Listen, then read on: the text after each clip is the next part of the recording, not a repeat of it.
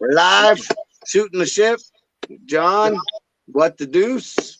Welcome, gentlemen. There'll probably be some more people that might jump in, but thanks for hanging out tonight. It's great to be here. Happy to be here myself. We were just talking about cons, and yeah, I've never been to one. They are actually a lot of fun. So, well, I have to agree they're a lot of fun, but they're also a mess too. You know, it depends on what con you go to. The bigger the con you go to, the bigger the mess it is sometimes. Let's be honest. Welcome, Flash by Night. How we doing? Thank you. Good. Flash. Thank you for the invite to come and hang out. Oh yeah, we're just shooting the ship, talking comics and life. Yeah, I heard the 3-letter word as I was coming on, CON. Precisely. Are there any for anyone's future? Any small ones coming up anywhere? Heroes got pushed back again. I think Heroes is scheduled for. I want to say it's August now. And so where is that? Where is that located? I've heard it. Heroes Con is in Charlotte. Oh, in Charlotte. Yeah. And it is actually a really comic book related con. So I mean, when they have it, it's comic book. Yeah, I mean, you'll have some other vendors, but they'll keep them on the outside. Wearing a Z Collect shirt tonight. Just it is mostly comic book vendors. It's great. If you get a chance to go to Heroes Con, go to Heroes Con. So actually, before I guess got into collecting, still kind of dipping my toe in the water. I had tried to get to a Heroes Con just by happenstance, being in North Carolina. I think that same week, but I got kind of busy doing adult stuff and couldn't make it. I believe I think I wanted to go see I don't know if you're familiar with the Hurricane Helms from WWE. I wanted to see him I think he was there that year. And that was kind of my main reason for trying to go. But like I said, that was kind of in my in between stage of comics, because I hadn't been collecting that long, and I hadn't been reading comics that long. And so I'm kind of the baby of the community, even though I have more grade well, you than like most Flash, of the community. You like Moon Knight. I know that. Yes. I know you like Spider-Man. Yes. Let's be honest. Get your basics. Let's be honest. Nobody really is a baby in this community. You like what you like, you dig what you dig, and there's nothing wrong with that, regardless of how long you've collected. It doesn't matter. Yeah. At all. It really doesn't. Nobody knows everything. No, not even close. Not even close. I've been collecting off and on since I was a kid, and I don't know anything about anything, I assure you. Everybody is highly opinionated, though. Well, we can't see his face, so he might be 16. So absolutely, for sure. I do enjoy one thing since I started collecting and since I found the YouTube comic community. I do enjoy learning from everybody here. You can catch a nugget here and there from just about everybody, and kind of put it together and make your own style of collecting and your own style of hobby, learning from people. I completely agree. Yeah. But now when is Heroes Con get pushed back to this year?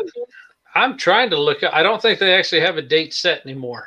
I think they're reevaluating to try. I'm looking on their website now, so it says evaluating for the 2021 to see how everything goes, but Okay. I don't know. Yeah. We were scheduled to go to this one. We were scheduled to go to MegaCon last year, and what? And Baltimore, and that Wow. all got trashed, and that was going to be our first big con circuit, and it That's didn't- kind of interesting. Like the whole like I'll probably be lucky and be happy to make it. So I'm gonna try to go to the Huntsville Expo next month. Unless something drastic happens, I should make it to that. Mhm. And they pulled it off last year, so I'm pretty confident that they'll be okay. And then maybe I'll make it to one other con somewhere close in the south. But I'm always interested in like the guys and gals who get out and hit like 10 or 12 different cons, and they hit all these big cons and see all these big names. And it just seems like it takes so much energy and so much effort to get out that much. Energy and effort. It takes money. And money. And almost, how could we forget money? Want to wish Firehawk a happy birthday. He was supposed to come on tonight, but he was on a British channel and wore his YouTube self out today. So that's why I didn't want to jump on with the captain tonight. But much love, Firehawk. Happy birthday. Yeah, Happy it was birthday, his- Firehawk. Happy Happy birthday, it was his Marvelous, as birthday well. yesterday. So And Marvelous's birthday. John's too. yeah. That was yesterday. Firehawk and we shared the same one. I let him have the first half. I take the second half. Is that how that works? It's pretty cool. Well, I mean, the second half is where all the good stuff happens. Well, I The know first that's half, first half. the first half, you're doing chores and housework or actual work. The second half, the good things happen. Maybe, if you're not asleep. I may be sleeping the second half. I like All to right, sleep. Flash, where are you, man? Where are you located? I am in Montgomery, Alabama. Okay, so we're not too far off, man. I'm in the ATL, so we're not too far off. Okay, great. That's another place that I should, with my proximity, make it to more often. But yeah, but usually it's a the only crazy- time I see Atlanta is driving through to North Carolina. right, yeah, I hear that. It's a crazy, crazy town. Traffic in this town is absolutely bonkers, and you know that. I did one job interview in Atlanta, and I wanted the job, but at the same time, I'm kind of happy it fell through because I completely don't want to deal with the traffic. I don't want to live. I don't want in order to live a smaller regular life. It feels like you have to live 45 miles out of the city. And I don't want to do that. I think I'm good here where I can drive 10 minutes to work and not worry about it. Yeah, you're not wrong. Here, I mean, if you get in the wrong type of traffic pattern, one accident, you can forget it. 45 minutes becomes 2 hours. It's crazy. And I usually I won't say usually, maybe 1 out of every 3 times I drive out of town through Atlanta, there's always an accident somewhere that slows me up. It's bound to happen. Isn't Yeah. Dragon Con somewhere down in that area? Yeah, Dragon. I think that's definitely Birmingham. in the ATL. It's a Labor Day weekend every year. Okay, that one's a huge one. That's like a 5-day, 6-day one. Yeah, it's a good 4 or 5 day, and it's amazing. But again, it's also nuts because of the crazy. I mean, there's so many people, there's so many things going on. There's so many different. It's divided all over the place. The convention center is huge, but it is also still a mess. I Right. still encourage everyone to go to smaller cons every chance you get. Believe me, it's a better time. You get more time with the people you actually want to talk to, the artists, the writers. I mean, it's going to big conventions is generally a mess. Yeah, I have I have a couple of the big ones, mainly San Diego, because as you're coming into comics, like the big one everyone knows is San Diego. So that's on my bucket list, but it also sounds like a huge headache. It is a colossal headache. I've actually lived in San Diego for 15 years and went to Aha. San Diego Comic-Con a couple times, and that was a complete mess. It's a way smaller convention center than even Atlanta is, and they limit the people that actually can come in, but it's even more crowded. It's absolutely insane. At least it used to be. Now with COVID and what's going on, it probably won't be as much anymore. But again, you also get all the Hollywood stars. It's like 2 hour drive, 2 or 3 hour drive from LA down to San Diego. So that draw actually adds that much other congestion too, because you've got literally people who are buying tickets to San Diego Comic-Con 6 months to a year out before the con even happens. So good luck finding a hotel room that you can afford that's under $200-$300 a night, because every hotel book they're booked. It's been booked for a month. So again, if you don't know somebody in town, good luck. I'm just saying. I've got my so I am a Marine Corps veteran, and so my can I stay on Camp Pendleton wheels are turning right now. Yeah, for sure. I don't For and, sure. and Camp Pendleton, like I can imagine the base is probably booked too. But again, like if you got people on Pendleton, you got a better shot at getting a room than you will do any other hotel in San Diego during that time period if you don't have somebody, if it's not already booked. I mean, it's crazy. It really literally is crazy. I've been to San Diego once. I was stationed in 29 Palms, California, and 29 Palms is a gigantic desert with nothing to do, but it's close to it's a decent drive from everywhere. It's 2 hours from LA, 3 hours from San Diego, Right. 2-3 hours from Las Vegas and everything. And so we drove down to San Diego once, and I guess I was an illegal sneaking over to Tijuana. And That's great. Everybody says it's great, but I didn't really have a great time there. And I think they like poured half my beer out and filled it with water, and I still got charged full price. No donkeys. No. No shows. No shows. See, I went down there, but I don't think I got the lowdown on what everybody else is going for. And so me and my Marine buddies were drinking a little bit, and we got separated. And so I ended up going back across the border by myself and back to Camp Pendleton by myself. And I went to the hotel room that everybody was staying in, but everybody made it back before me, and they were out drunk, sleep, weren't getting up as much as I beat on the door. And so about 2:30, 3 o'clock in the morning, I decided that the pavement outside was gonna be my bed until somebody got up. but you're not wrong. I mean, it's a crazy town. I mean, there's all kinds of stuff. The military town too. I worked in bars down there for years. I worked in restaurants. I mean, it's a crazy town. But the funny thing is, like when Comic-Con comes to town, it pretty much turns into like mini Hollywood. You've got just random people walking the streets. I mean, I've seen all kinds of different people. I've met all kinds of different people, and it's not really a thing to me. But like, it just increases the rate of the crazy in town. You know what I'm saying? Does that make sense? Yes. Right. Yeah.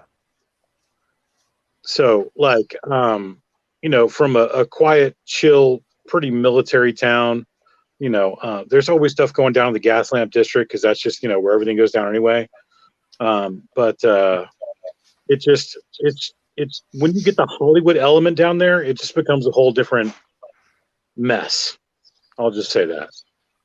Yeah, because from the outside looking in, you know, mainly because it's a named city in California, you kind of think that there's always like the thing you described during Comic-Con is how I guess people on the outside perceive San Diego to probably be most of the year. Yeah, I mean, San Diego. But you're saying it's more quiet than that, Yeah. mostly.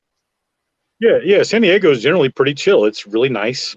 It's quiet. It's a beach town. It's a military town. You know, there's stuff going on, but you know, when Comic-Con comes, it's just like, oh, just Mary bar the door. It's crazy. It really is. Well, it's like Sturgis for me. I'm in a town that's 5,000 and go from 5,000 to 1 million to 2 million people in 2 weeks. It gets a little crazy. That's exactly right. Over 600,000 people go to Comic-Con every year. It's crazy. And the convention center only holds, I think, maybe 2.5. I mean, it's not even. It's inconceivable how it even goes down, but it's there's. I've heard it's like a sardine can with wait times, basically. Yeah, because to do any of the things that you flew in to do into San Diego, you have to wait in who knows how many lines, how long. And I've heard the horror stories, and for some strange reason, I want to maybe not be part of it, but I at least want to see it one day. Mm-hmm. Just kind of stand in the hallway and point at people. Again, with what's gone down with COVID, I think this is all going to change. I don't think people are going to be. I don't think any of the conventions that are going to reopen are going to be this crazy. At least not initially. But we'll see how this all shakes out. Because I mean, God knows, I'd love to go to another convention. I've been to many, and honestly, to see San Diego be pared down and other cons be pared down would make more sense because it's honestly more enjoyable for those of us who go. Yes. It's not fun to stand in line for, like Captain said, to have, 6, however many more, exponentially more people there is not fun. It's not fun. It just means more lines, more waiting. When we went to Heroes, prepared for it. Heroes wasn't extremely crowded. I mean, we had talked before about Sienkiewicz. The line for him was just stupid. I mean, it was 2.5 hours. And it was because 2 people brought short boxes, and he was signing. Oh. And they weren't windowed or anything. He was having to take each individual book out, and that line didn't move for 2.5 hours. And which I think was extremely rude of the people with the short boxes. I absolutely agree. He should have said, I'll sign 3 and get in the back of the line. I'll sign 3, get in the back of the line. Yep. But there was a lot of artists that had nobody at their table. You could basically walk up and talk to whoever you wanted to. And my son and I spent a lot of time. We had taken a lot of Faust #1. We had about 5 copies of Faust, and we had taken them for Tim Vigil to sign. And so we got to talking to him, and he was doing a sketch, and his artwork is phenomenal. And we were like, well, how much is it to do a sketch? He's like, $60, $60 to do a sketch. Okay. Well, so we're like, and we're like, well, what do you want us to do? And so we had him do a Batman Who Laughs. Oh, wow. That's cool. That's my Tim Vigil Batman Who Laughs that he did in 2019. That's way cool. And then we went away and we came back and we were like, hey, can you do another one? And so he did a Supergirl for us. Oh, wow. Okay. And he when we signed up for this one, he's like, how do you want her? He's like, yeah. I said, I want her so that I can take it home to my wife. And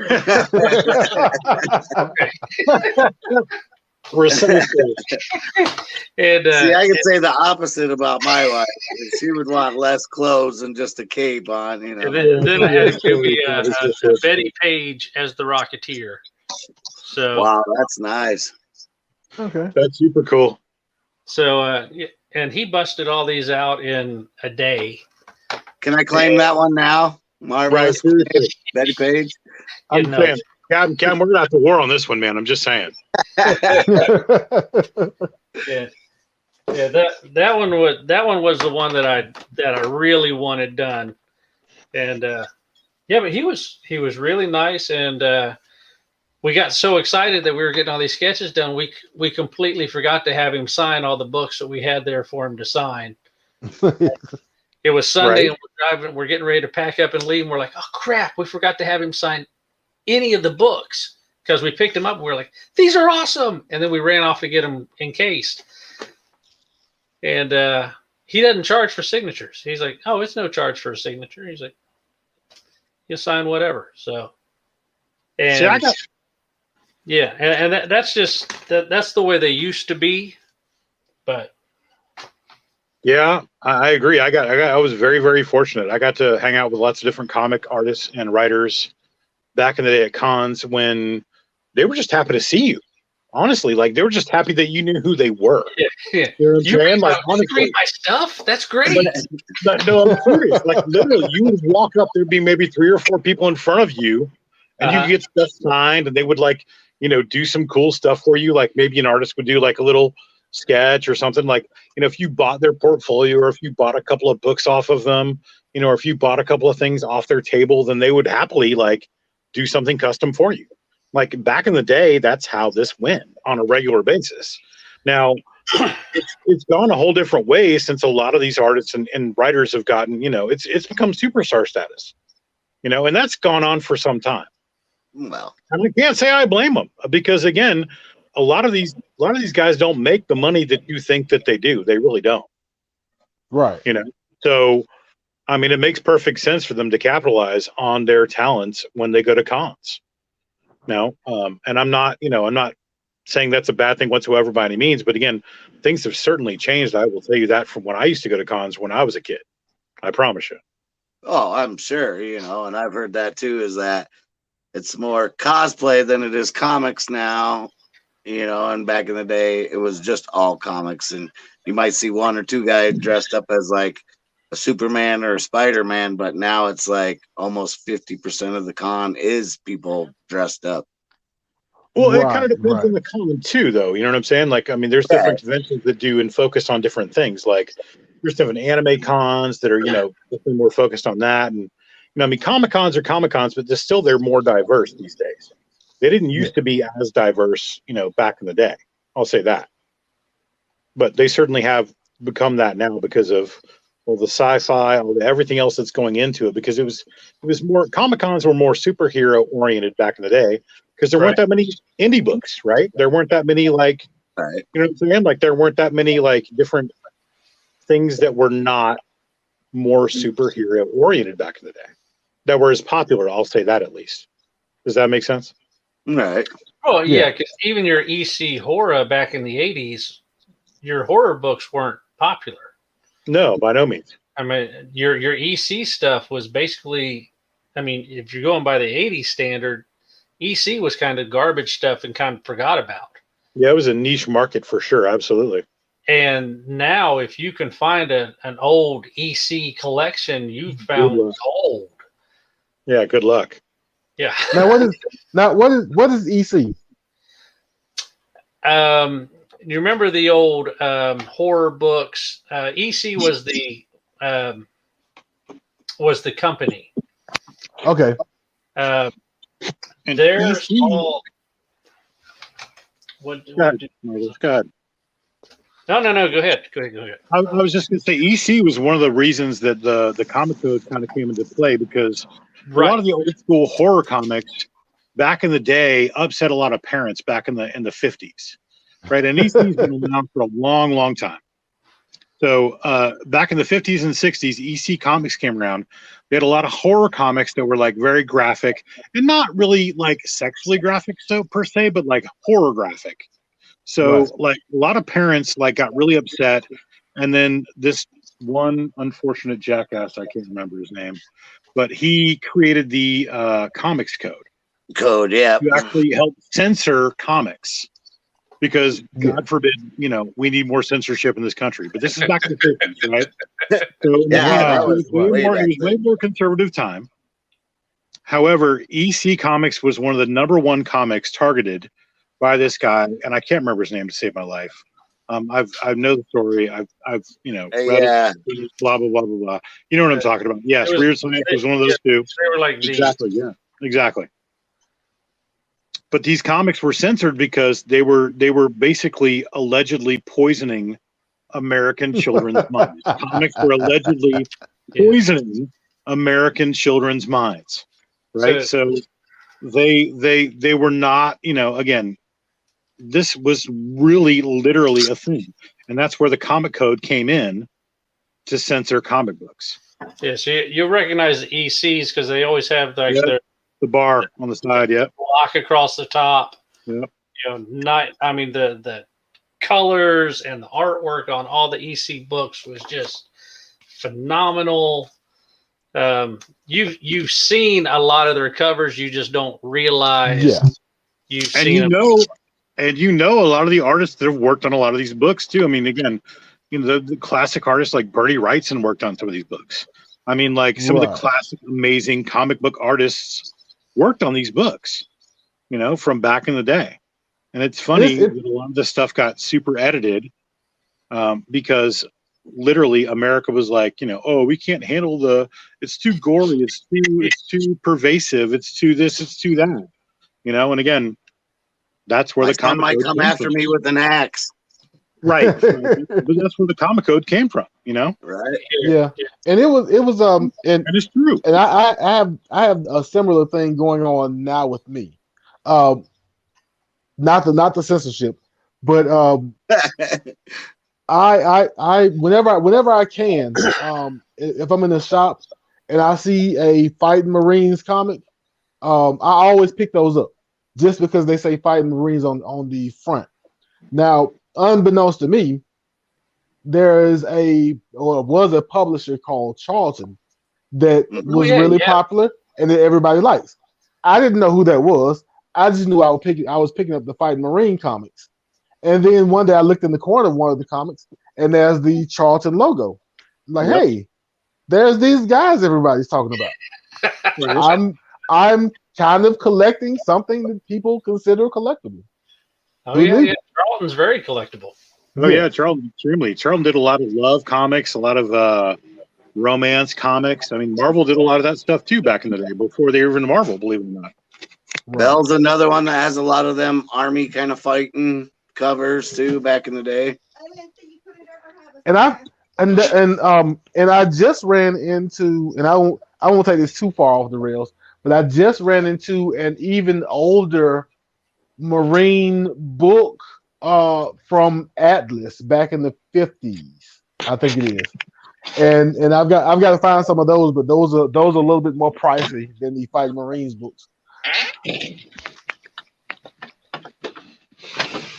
I mean, the funny thing is, if you're looking for books, I mean, there's something for everyone out there. It's really more about your taste and what you like. It has nothing to do with anything, It's really truly about whatever you're into. You can find it. It's going to cost you some money, perhaps, but yeah, there are plenty of things out there for you to find if you're looking for it. Yeah, and I don't search for much. I kind of let things come to me. Like the Fighting Marines books. Whenever I cross one, I'll get it, but I don't technically go out and look for them. I just kind of pick up things I see. So would you say that's a kryptonite or not? Is that a kryptonite? Hush. No. It kind of falls in line with my let's say frugal nature. That's why that's kind of why I don't worry too much about myself chasing books. Because my wallet only opens so far. There's some kind of magical spell on it. Whatever. I seen your Miles Morales, whatever. I actually. Well, what about Semper Fi? You chase that one too? I have Semper Fi #1 from Marvel. I don't have any other ones. Okay, that was actually a pretty long series, I think. think Semper Fi actually went a good, I want to say like 50 issues, but Oh, maybe I'm wrong. Maybe I'm thinking of a different one. now if I don't run into any, I may. My bad. What's that? Semper Fi just went 9 issues. Okay. So, Yep. If I don't run into the other ones, I may have to look them up. But usually I'm pretty happy with just picking up things as they fall to me, basically. right. I was thinking of the Nam. Okay. Is that a DC book? Nam was Marvel. Okay, Nam was Marvel. Okay, gotcha. You got Unknown Soldier too, which was DC and which ran for there were actually several incarnations of that. Right. But That's good. Whatever. and some of those So were I guess actually it's up in said hi. Hey, Tori. Hi. Tori. You want a sticker, Tori? I know. I'm so excited. She just can't hide it. You don't understand the love for Betty Page. Oh, I certainly understand the love for Betty Page, I assure you.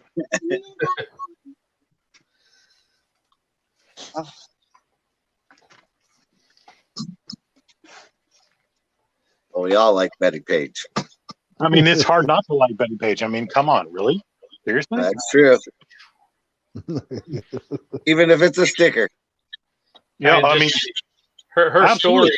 is amazing. Just everything about her was kind of just, and from the way she was raised, she basically made all of her clothes that are still kind of trending today. I mean, the bikini was basically hers. Yep, you're absolutely right. And the funny thing is, interesting thing about Betty Page is that the hairstyle with the bangs, one of her photographers actually was like, "You've kind of got a big forehead. Why don't you grow your bangs out?" And literally from then on, she had the Betty Page bangs, and that was kind of her look. But it was based on one of her photographers. No, I'm not kidding. This is actually fact. That one of her photographers was like, you should maybe grow the bangs. And she did, and from then on, it was the Betty Page look. Yeah. I keep trying that myself. You need both, Cap. You need both. I keep pulling it down. I think that's what's happening. It's just coming down. You need both, Cap. You need both. Yeah, this is almost the hair club, isn't it? All right.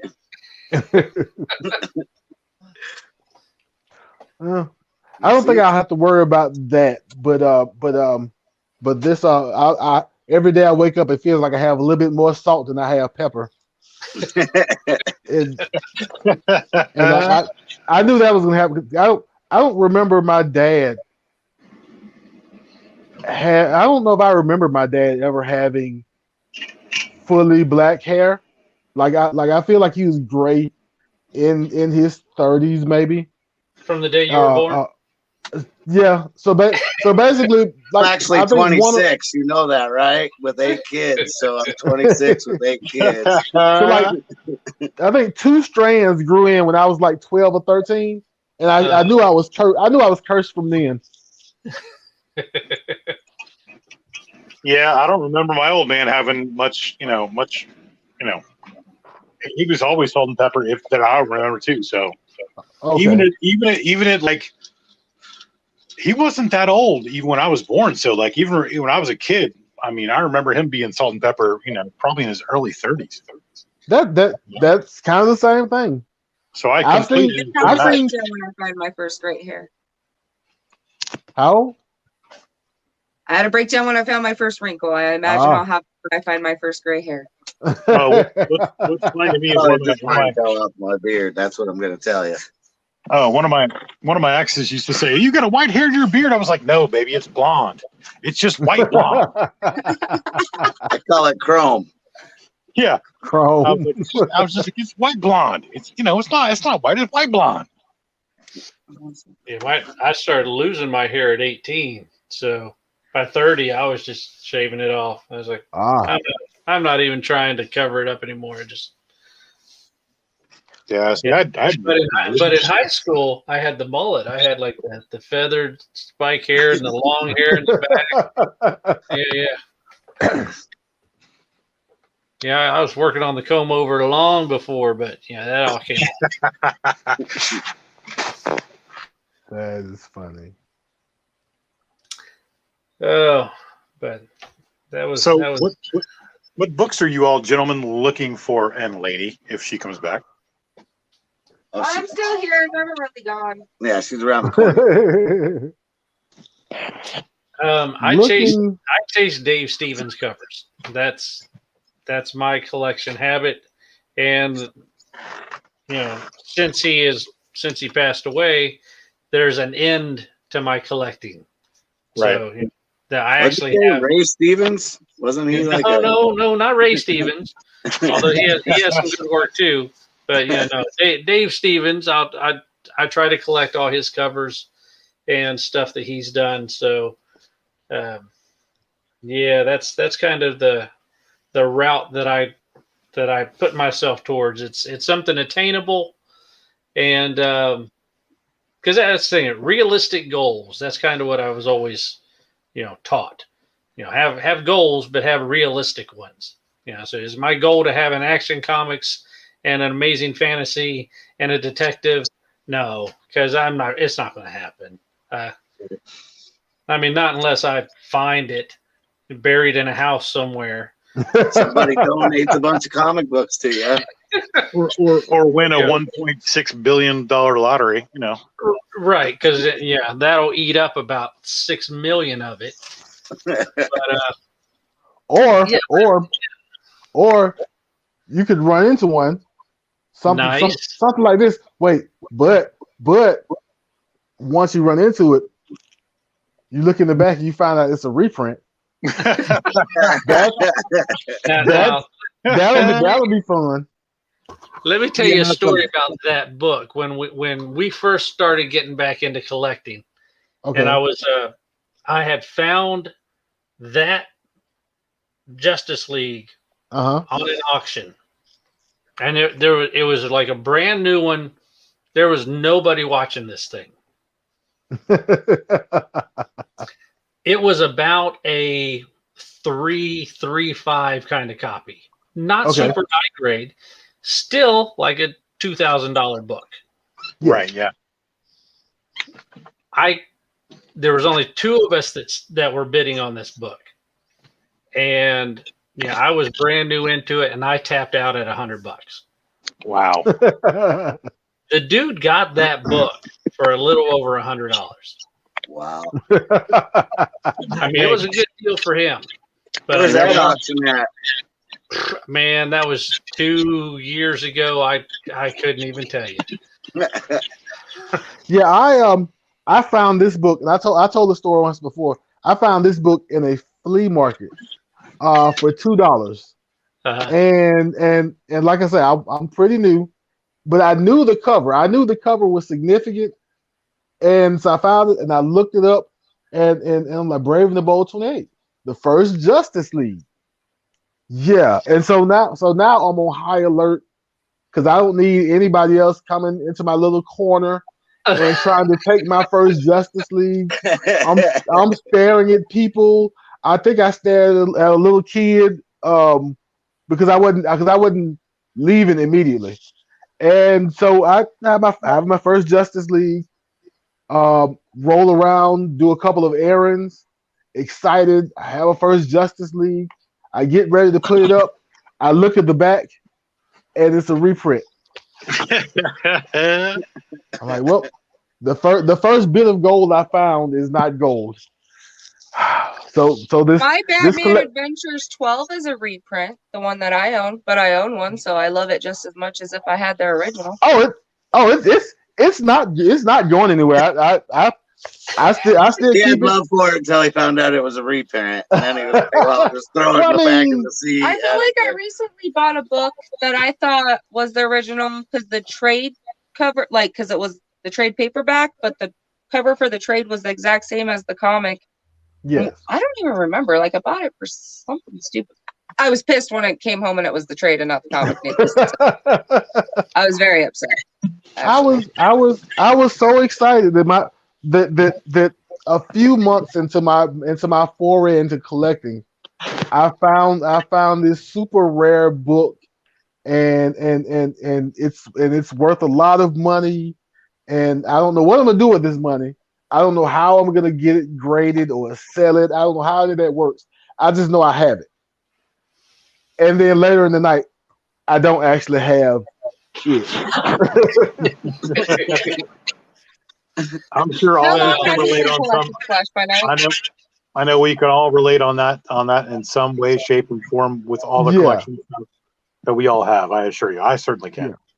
So I saw, and this lesson almost immediately left my mind because I saw a Detective Comics 27 on an auction site, and it stayed $5 forever. And I'm like, why is this book $5? That I know what this book is. Why is it $5? And then I looked at the details, and there was a reprint. I'm like, okay, that makes sense. I almost got sucked in again.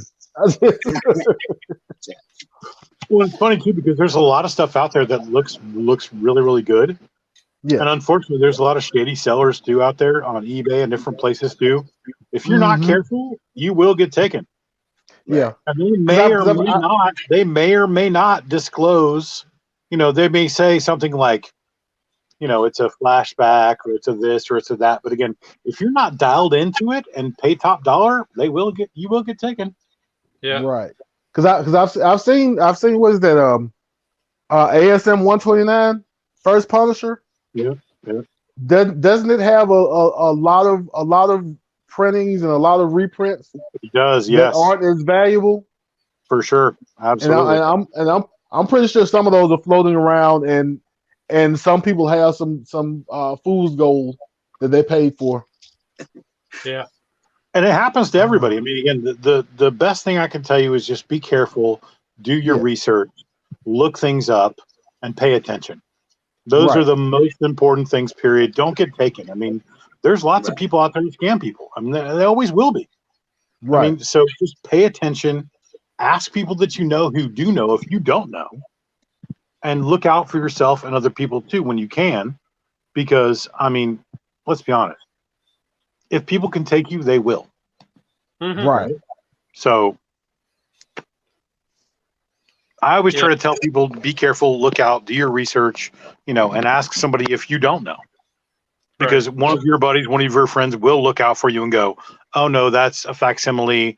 Oh, no, that's a reprint. Oh, no, that's this, that's that. If they know, and they will tell you. Yes.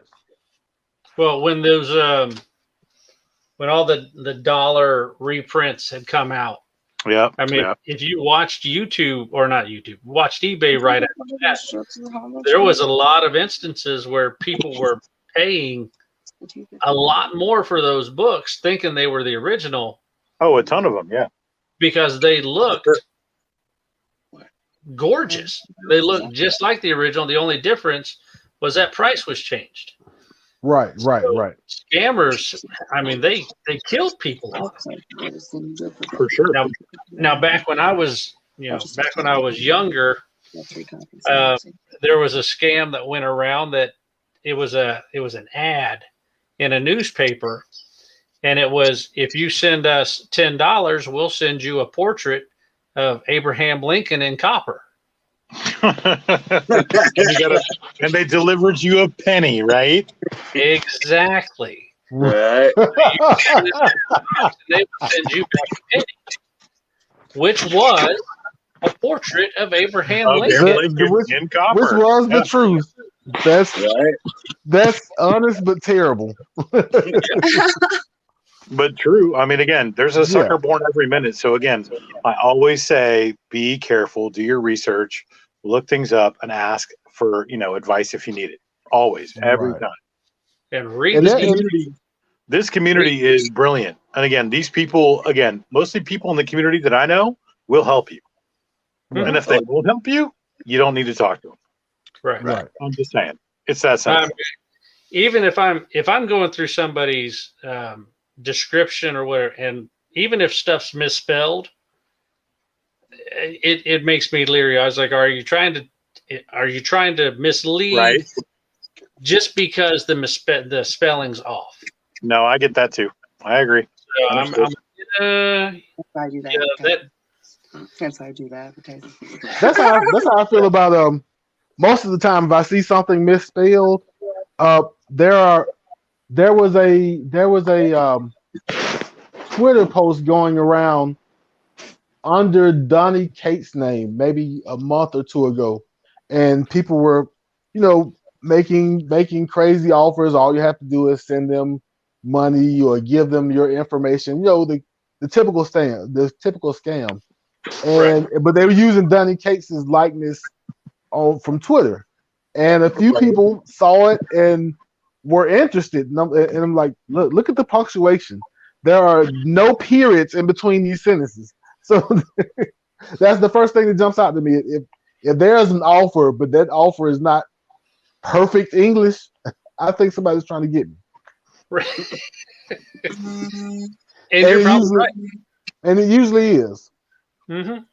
You If should it's read too- some of John's comments sometimes. I'm just all blah, blah, blah, blah, blah, blah. I mean, that's different. Hey. That's different. Hey, Captain, I misspell stuff all the time. I'm just saying. I mean, for real. I did it tonight a couple of times, for sure. But you aren't offering me $2,000, and all I have to do is send you a $50 check for wiring. No, Flash, I would never do you dirty like that. Never.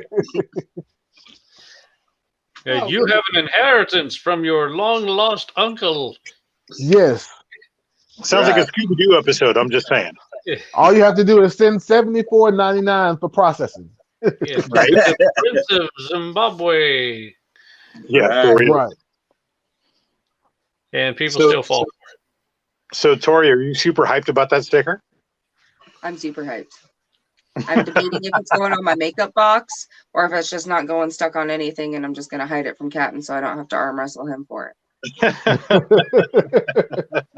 I got one on the wall right now, so I'm trying Yeah, to. those are super cool. I was super pumped tonight. I couldn't believe again. I got super lucky.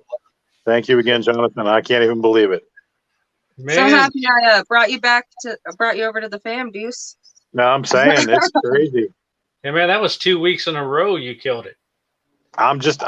Completely lucky. That's all. That's just, So Flash, I had 2 Marvel Masterworks sitting in my closet. So I'm like, I'm gonna put them behind. We have our setup, and I put it behind.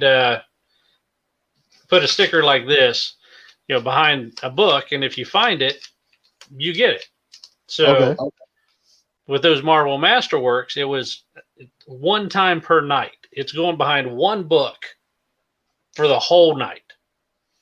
And both weeks in a row, he won both of my Marvel Masterworks. I did for real. It's crazy. I'm still shocked. The one he got last week, I think that one goes for around 120, 130. And then this one goes for about 50, 55. But it was last week's was a Captain America 1 Marvel Masterworks, and this one was Thor. So it's Hi, Monty. Monty, Mr. White Gloves. Yeah. Yeah, 2 weeks in a row he won it, and he just started coming on with us last week. Yeah, last week. Had him Yes, take No, my place. no, it's I've been been- working real hard. been- Someone else had to be in there and be ruthless, so I said, "What to do?" So John It's does actually auction, been- it's and actually- we're all kind of on that and watch him and does trivia. I think I sent you the link. Flash by It's night. actually been 3 weeks, actually. It's been 3 weeks. Were you I just know. quiet We in sat the in the background first on the week first to watch how it went. Yeah, the first week I kind of watched and checked it out and see what was what, see what was going on. And then I was like, okay, this is fun. I'm in. Let's do this. Okay, cool. Yeah, and it's then a lot of fun. I've been crazy lucky ever since. But again, Well, I had intended those masterpieces to last longer than 2 weeks. So, because actually, Do So this- things twice. So wait, he's on the March Madness will too, isn't he? oh yeah, he's on there, but he's not. Oh, he's not- man. sure, I've got Wait. 7 or 8 spots at least. So Yeah, is this he's one of those 8 today.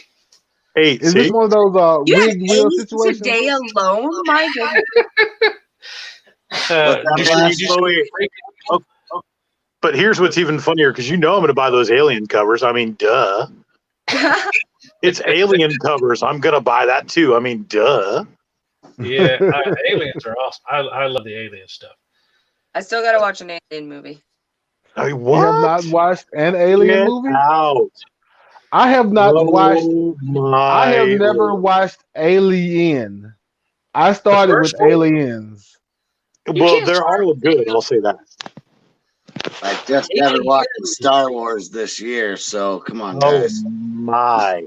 I told Tori that the only way to watch Alien is at midnight by yourself with all the lights on. Nobody's coming home that night. It's just you. And yeah, Lord. so when my oldest son, who's now in Japan in the Air Force, he was probably 13, 14, something like that. And I was telling him about Alien, and he was like, "Oh yeah, I can watch that. I'm not scared of that." He's like, "Yeah, I'll watch it." I said, "Okay, let's watch it." Sure. And so he went to the TV, and I said, "Oh no, not now. We're gonna watch it tonight." Right. Perfect. And so I waited till it got dark, and then I turned out all the lights, and we sat there and we watched it. I was like, "How you doing?" He's like, "I'm fine." All right, well, it's time for bed. So I went and I hid in his room behind his door. That is Oh, so this is gonna terrible. be epic. So, It's gonna be as epic. soon as he walked in his room, yeah, I closed the door and just grabbed him by his side, and he collapsed. That's hilarious. I was expecting somebody to get hit, but he just collapsed. That's why I'm a dad. It's for reasons Right. like that. That's what makes it all worthwhile. It's that Yeah, little pause and, right before you shut off the light. What is it, Dad? Nothing. I thought I heard something in your closet. Good night, son. Yeah. Shut the door. One of the other primary reasons to be a parent is to embarrass your children. Yeah. If you're not embarrassing your children, you're doing something wrong. I'm just saying. That is funny. I'm really good at Well, that. my dad was a pro then, because he did it all the time. My parents too. I'm only 5'3", so I'm good at hiding in compact places. So I scare the hell out of the kids because they have no idea. Like I can get underneath the cupboards and wait for them to be reaching in to grab a snack and just pop out of the cupboard and grab them. And oh my goodness, they're all girls and they jump and they scream.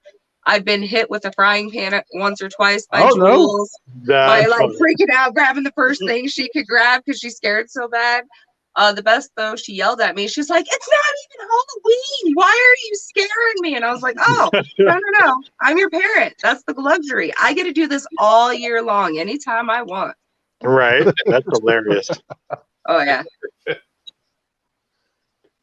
Oh, That is But yeah, funny. John does an auction, and even if you don't buy nothing from him, he still does little quizzes, and you can still get on his board, which means you get a drawing, right, John? yeah. So and when we do the giveaway, because we'll have a whole bunch of. This is our giveaway for this. That'll be April 1st. We're going to give away that one. That is And, beautiful. But what we do is instead of doing like the one spin on the wheel of names and that's the winner, we do the wheel of elimination. So we'll let it spin for 10 seconds. It'll knock a name off, and we'll just let it keep going down and going That down. is- So Right. I mean, it'll take us probably 45 minutes, but it's hilarious because we're sitting there, everybody's on the screen, just ragging each other every time somebody gets bumped. And you're building anticipation. Oh yeah, and it's a lot of fun. It got all the way down to actually Firehawk and Sip, and yeah, those two got down to the final four, and they both got knocked out. And so either one of them won. And The one that won only had one entry the last time.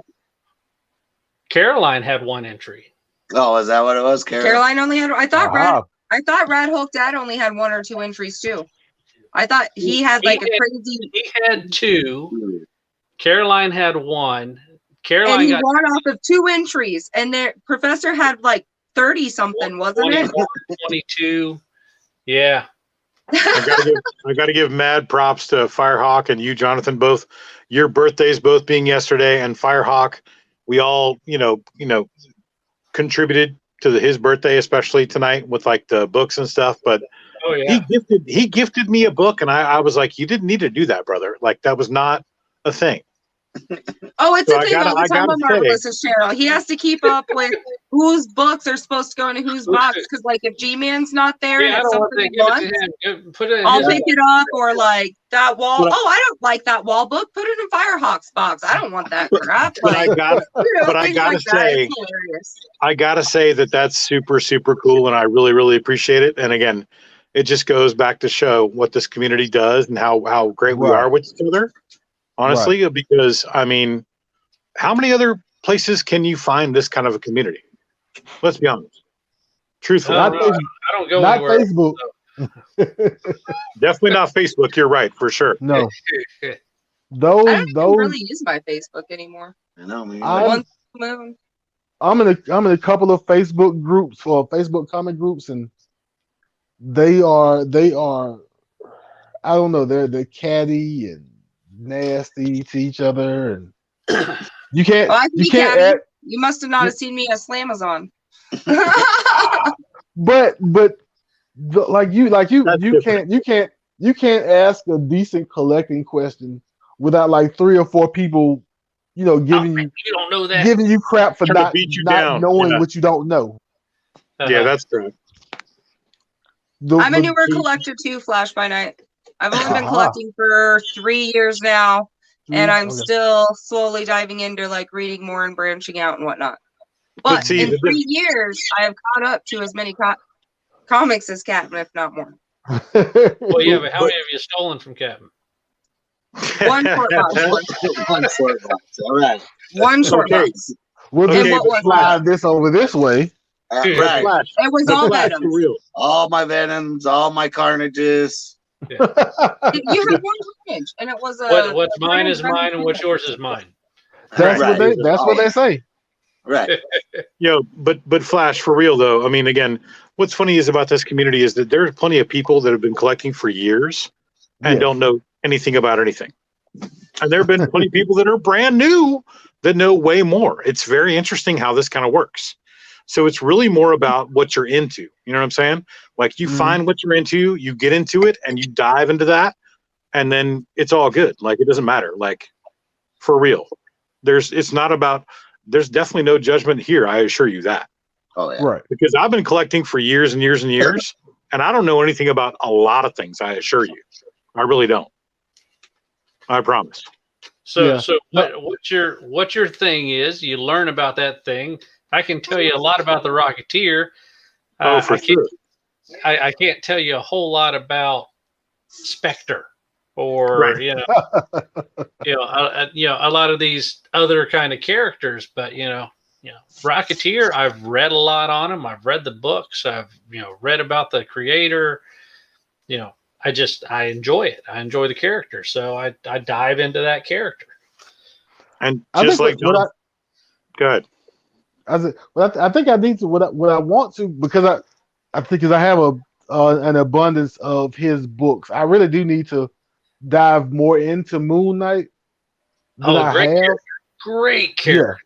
I agree. I've- Great I've- character. Way better than I've got, Batman. but way But you better can than never Batman. own too much of one character. I want you to know. Right. I agree. If there's one character that I'm gonna have as many or maybe all of his books, or as close to all of his books as I can. It'll be Moon Knight. I feel like I'm halfway there already. I doubt it. First appearance is always the fun one. When I came home and told Steve I wanted to start collecting Carnage, he's like, okay, that's cool. And so like I got a 361 a little like maybe a month later. And I come home with this paper and he's like, what is that? And I was like, oh, it's just a list of all 130 times Carnage appears in the Marvel Universe and I need this. And he's like, what? And I was like, yeah, but I'm going to go through the list and check off what I already have. Right. Yeah, that's another thing. My box, and then look for this at an auction. Do this. Oh yeah. Like, so I'm one of those. I just collecting make a whole list and go from there. I want to collect Carnage. No, I want to collect your Carnage. You don't have much Carnage. You don't need it. In all fairness, all the Carnage I have is my Carnage. Venom and Carnage. Venom is his. Any of the Carnage books are mine. Now. Well, No. and like all the so what made you want to collect Carnage? He's actually one of my birthday books. We were meant to be. I'm crazy. He's crazy. It was just meant to be. Birthday books are books that came out on your birthday. He's actually a serial killer.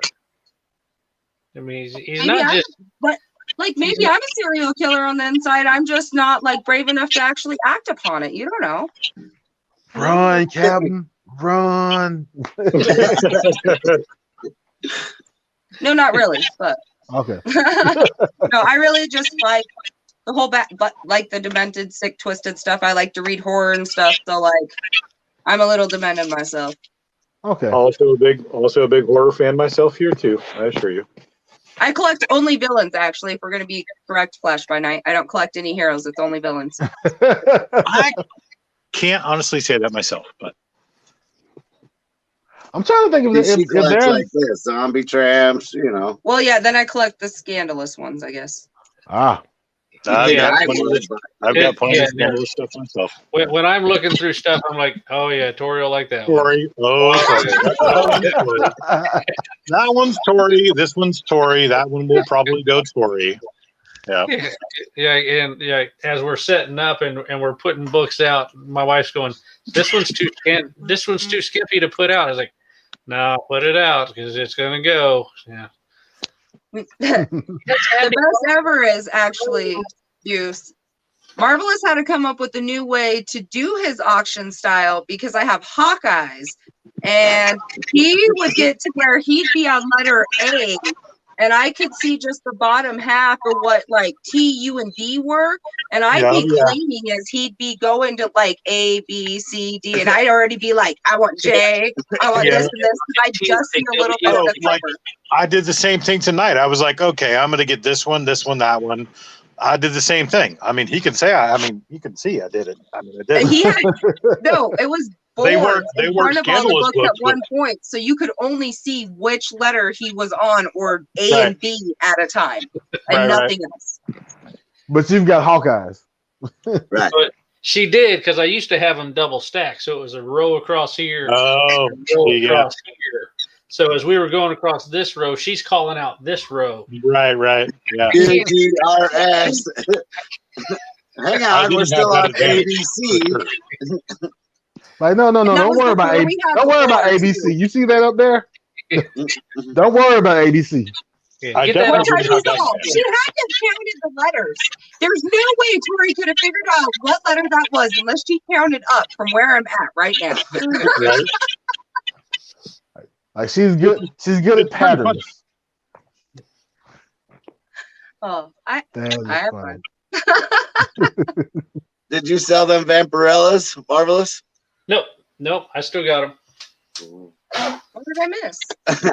Oh, you talking about the 3 for $40? I might actually take you up on those. I'm just saying. Yeah, those are Oh, gorgeous. my Civil War claim right now. Well, we need to find out if Jeffarella has one of those covers already. Well, it's 3 of them. It's a first print, second print, and then third The print. third print signed on the back inside. Yeah. So yeah, they're really nice. They're gorgeous. They'll be back out, or I'll dig them out or something. But if Tori wants them, I'll be like, come on, it's Tori. Go ahead, take them.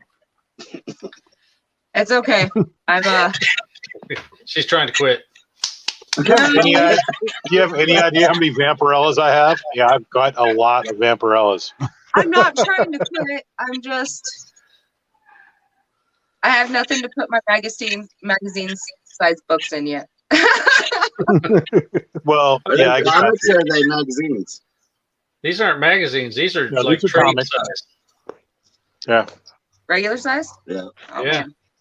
Oh, her ears perked up. Right. My gears are working. I'm going. Right. Whatever.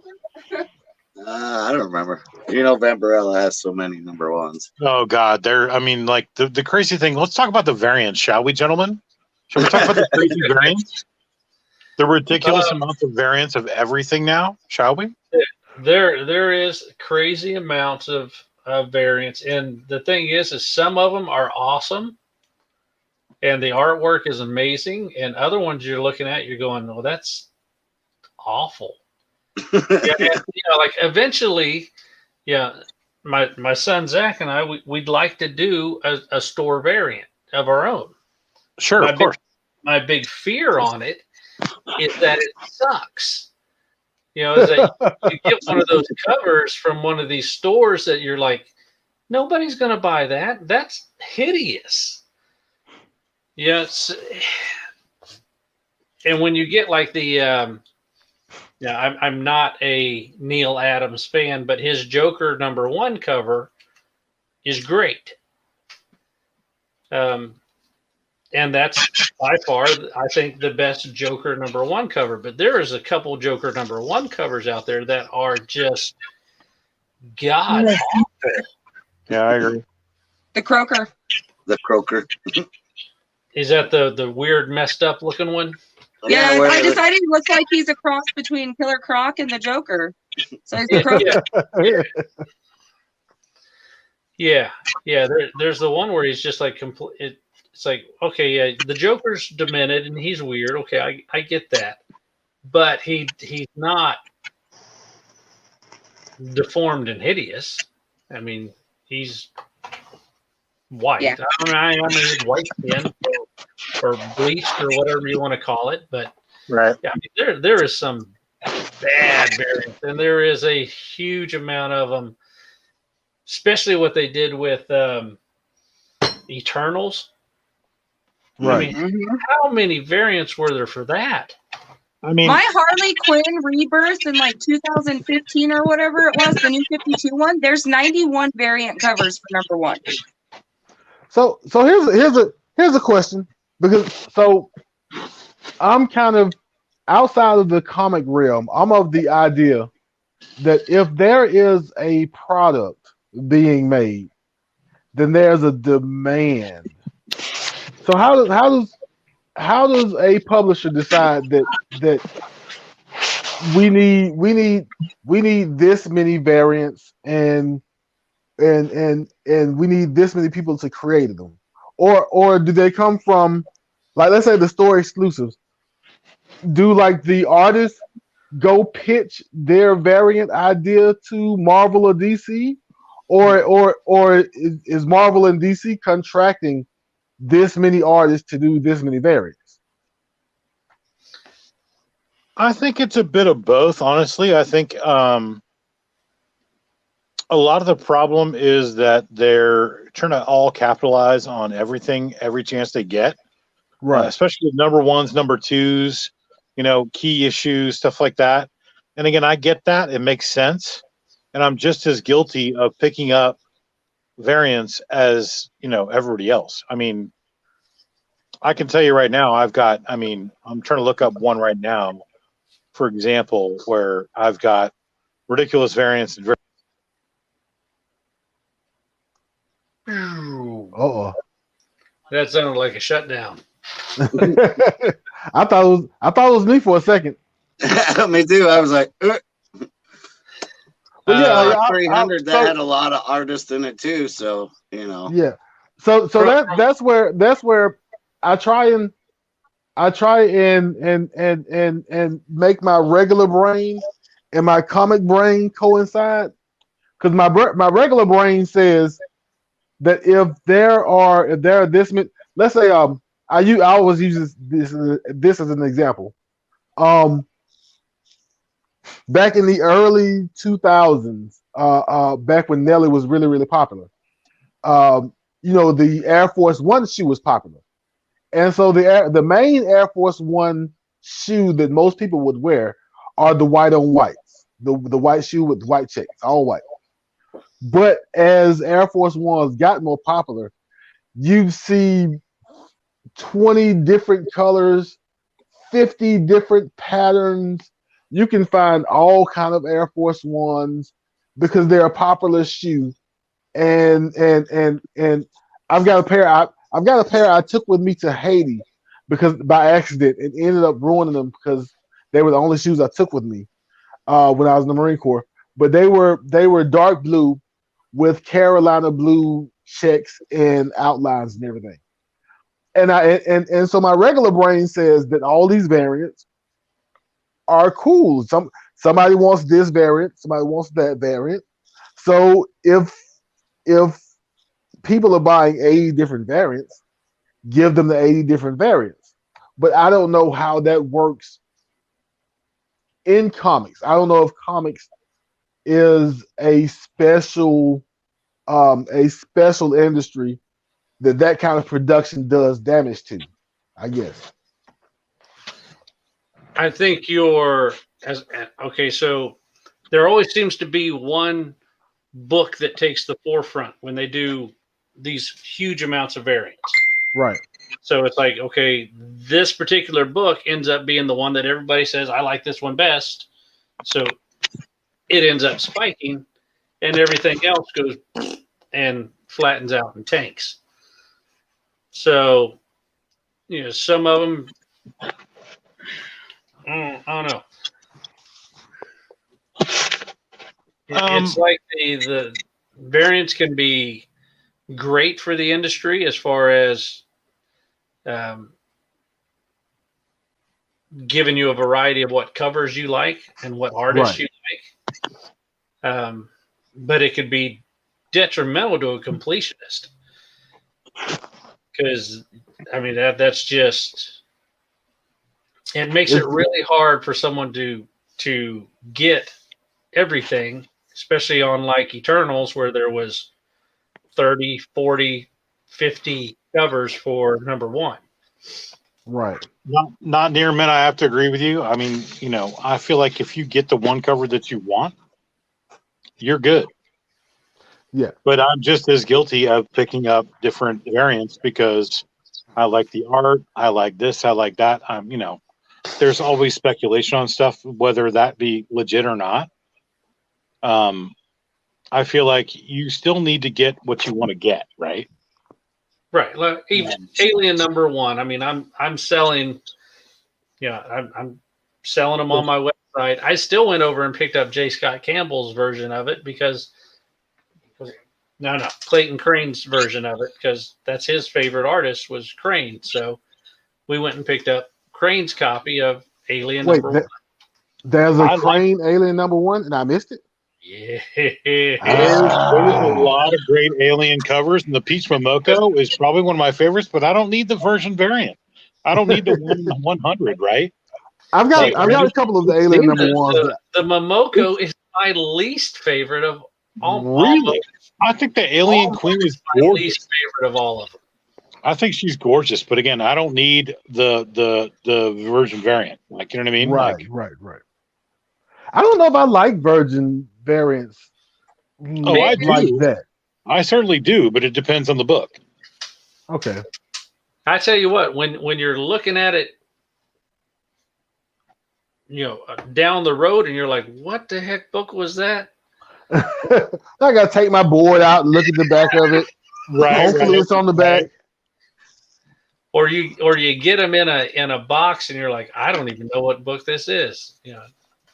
I do like having there is times where the trade dress looks better than the Virgin. Oh, I absolutely agree. I completely agree. I would say if it is a Hulk 181 swipe cover, I would rather have all the trade dress stuff on it. Because I think it looks so much better when it has like the whole, Hulk 181. Yeah. All the homage stuff looks better by far. Absolutely, I agree. No question. But yeah, I mean, there's some that the variants are awesome. I probably like cover swipes better than variants. Okay. Yeah, I really enjoy seeing when they take cover swipes of different books. Can't say I disagree. Yeah, I mean, I love a good cover swipe way over a variant. And that's one of the reasons I picked up your Peter Porker not too long ago. It was actually a cover swipe of an Amazing Spider-Man Hobgoblin first appearance, if I'm not mistaken. And it's not out here. I used to have another book out here that was the. I do pick up those kinds of things because, again, the cover swipes make sense. And even if you don't really understand what they are, if you've had the comic or you've seen the comic, you understand what they are and you'll get it. Yeah, Secret Wars. So, yeah, of course. I'm brave. Yeah. Well, G.I. Joe. Yeah, absolutely. That's a complete homage. Absolutely. I love that. I saw that one and I said, great. I got to have that. Oh. Claim. That was, I got that one. awesome. Yeah, completely. So I said, okay, that was mine. I found that on my comic shop for $50. That's a deal. That's a And I was solid like, deal. Yeah. Right. So, and it's just one that somebody was selling. Either they hadn't changed the price on it or they mispriced it or whatever, but I didn't care. and I took it. Well, it's the same thing like I said with you. Like, I mean, you put up the Peter Porker homage, and I was like, well, duh. I mean, I'm going to pick that up because I like Peter Porker, A, and B, it's a complete homage to an old school ASM that I love. So, right, I mean, right. Yeah, collect what you want to collect. Grab what you want to get. Whether it's worth anything or not, I don't care. I just thought it was cool. Right. As far as I know, I have one homage cover that I know of, and it's a Miles Morales cover. That's an homage to ASM 300. But I feel like every character has an ASM 300 cover swipe now. There are probably about 50 of them. Probably, yes. Yeah. I'm guessing 50. That's probably low estimate. I'm just saying. I own a lot of cover swipes for sure. Pulp Fiction one's a lot. I own, any Pulp Fiction one I find, I buy because that's one of my absolute favorite cult classic movies. And so any cover I find with that on it, it comes home. Actually, hip hops too. I mean, I've got a few of the hip hop covers, and I have the Bitterroot Purple Rain cover, and the Storm Shadow Purple Rain cover, I think, is en route. That's really cool. That one looks cool. I've seen that one. Yeah. Now I think there's a Snake Eyes Purple Rain cover, but I may have to sell my car for that one. Yeah, any NWA ones I find for I got the A4 Straight Outta Comics one for the Straight Outta Compton album. Nice. And then I really want the Asgard one or the Mighty Thor that says Straight Outta Asgard. That's the next one I've been hunting. Anything Ice Cube, let's correct the statement. Anything Ice Cube. Yeah, I'm a big Cube fan too. I'm a big fan of a lot of the old school hip hop. Like, it kind of depends. I'm kind of particular. Like, some stuff I'm like, oh, that's dope, and some stuff I'm like, no, I'm good. It's kind of funny with me. But I did pick up like the compendium of like all the hip hop covers, version 1 and 2, in the hardback. So that was kind of cool. But I don't actually have the books, which is different. Wait, so this book is a hardcover book with just all the hip hop covers? Yeah, correct. I'll show you an example. There's two of them so far that I know of. Yes, 2 of them. I told her she can't collect them all, but pick which ones you want out of there, and we'll. It's like the Eminem Santa Claus commercial. They do It's just like- exist. It's just like everything else. Like, I mean, it's funny. It's kind of like, you know, the introduction to the Marvel Universe. Like, they show you all the covers for whatever comic it is. Like, introduction to X-Men, introduction to Avengers, introduction to, you know, Marvel Universe stuff did that too. Like, Marvel Universe had like the A through Z, and they were like, you know, 30, 40 issues. But they Right. covered every single solitary, you know, person in the Marvel Universe, A through Z, in those like 32 issues or whatever. You know what I'm saying? Right. So it's kind of like, you know, an encyclopedia of the Marvel characters in the Marvel Universe, which is kind of cool. They're not worth a whole lot, but they're still kind of cool.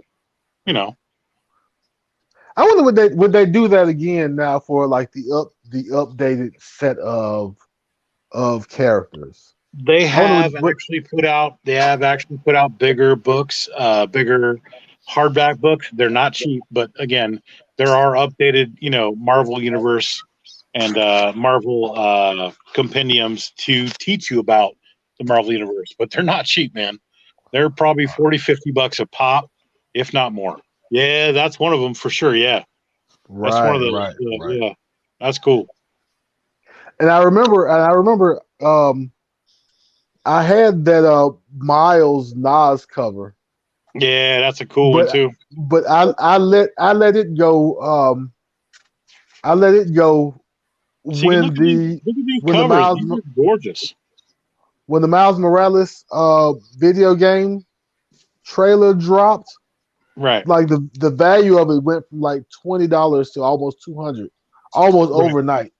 And Oh, I'm for like, sure. oh, Yeah, absolutely. and I was out, and I had to let it go, and I ended I mean, I I ended up get it. getting a couple of Ultimate Fallout 4 second prints and a couple of other books out of the process.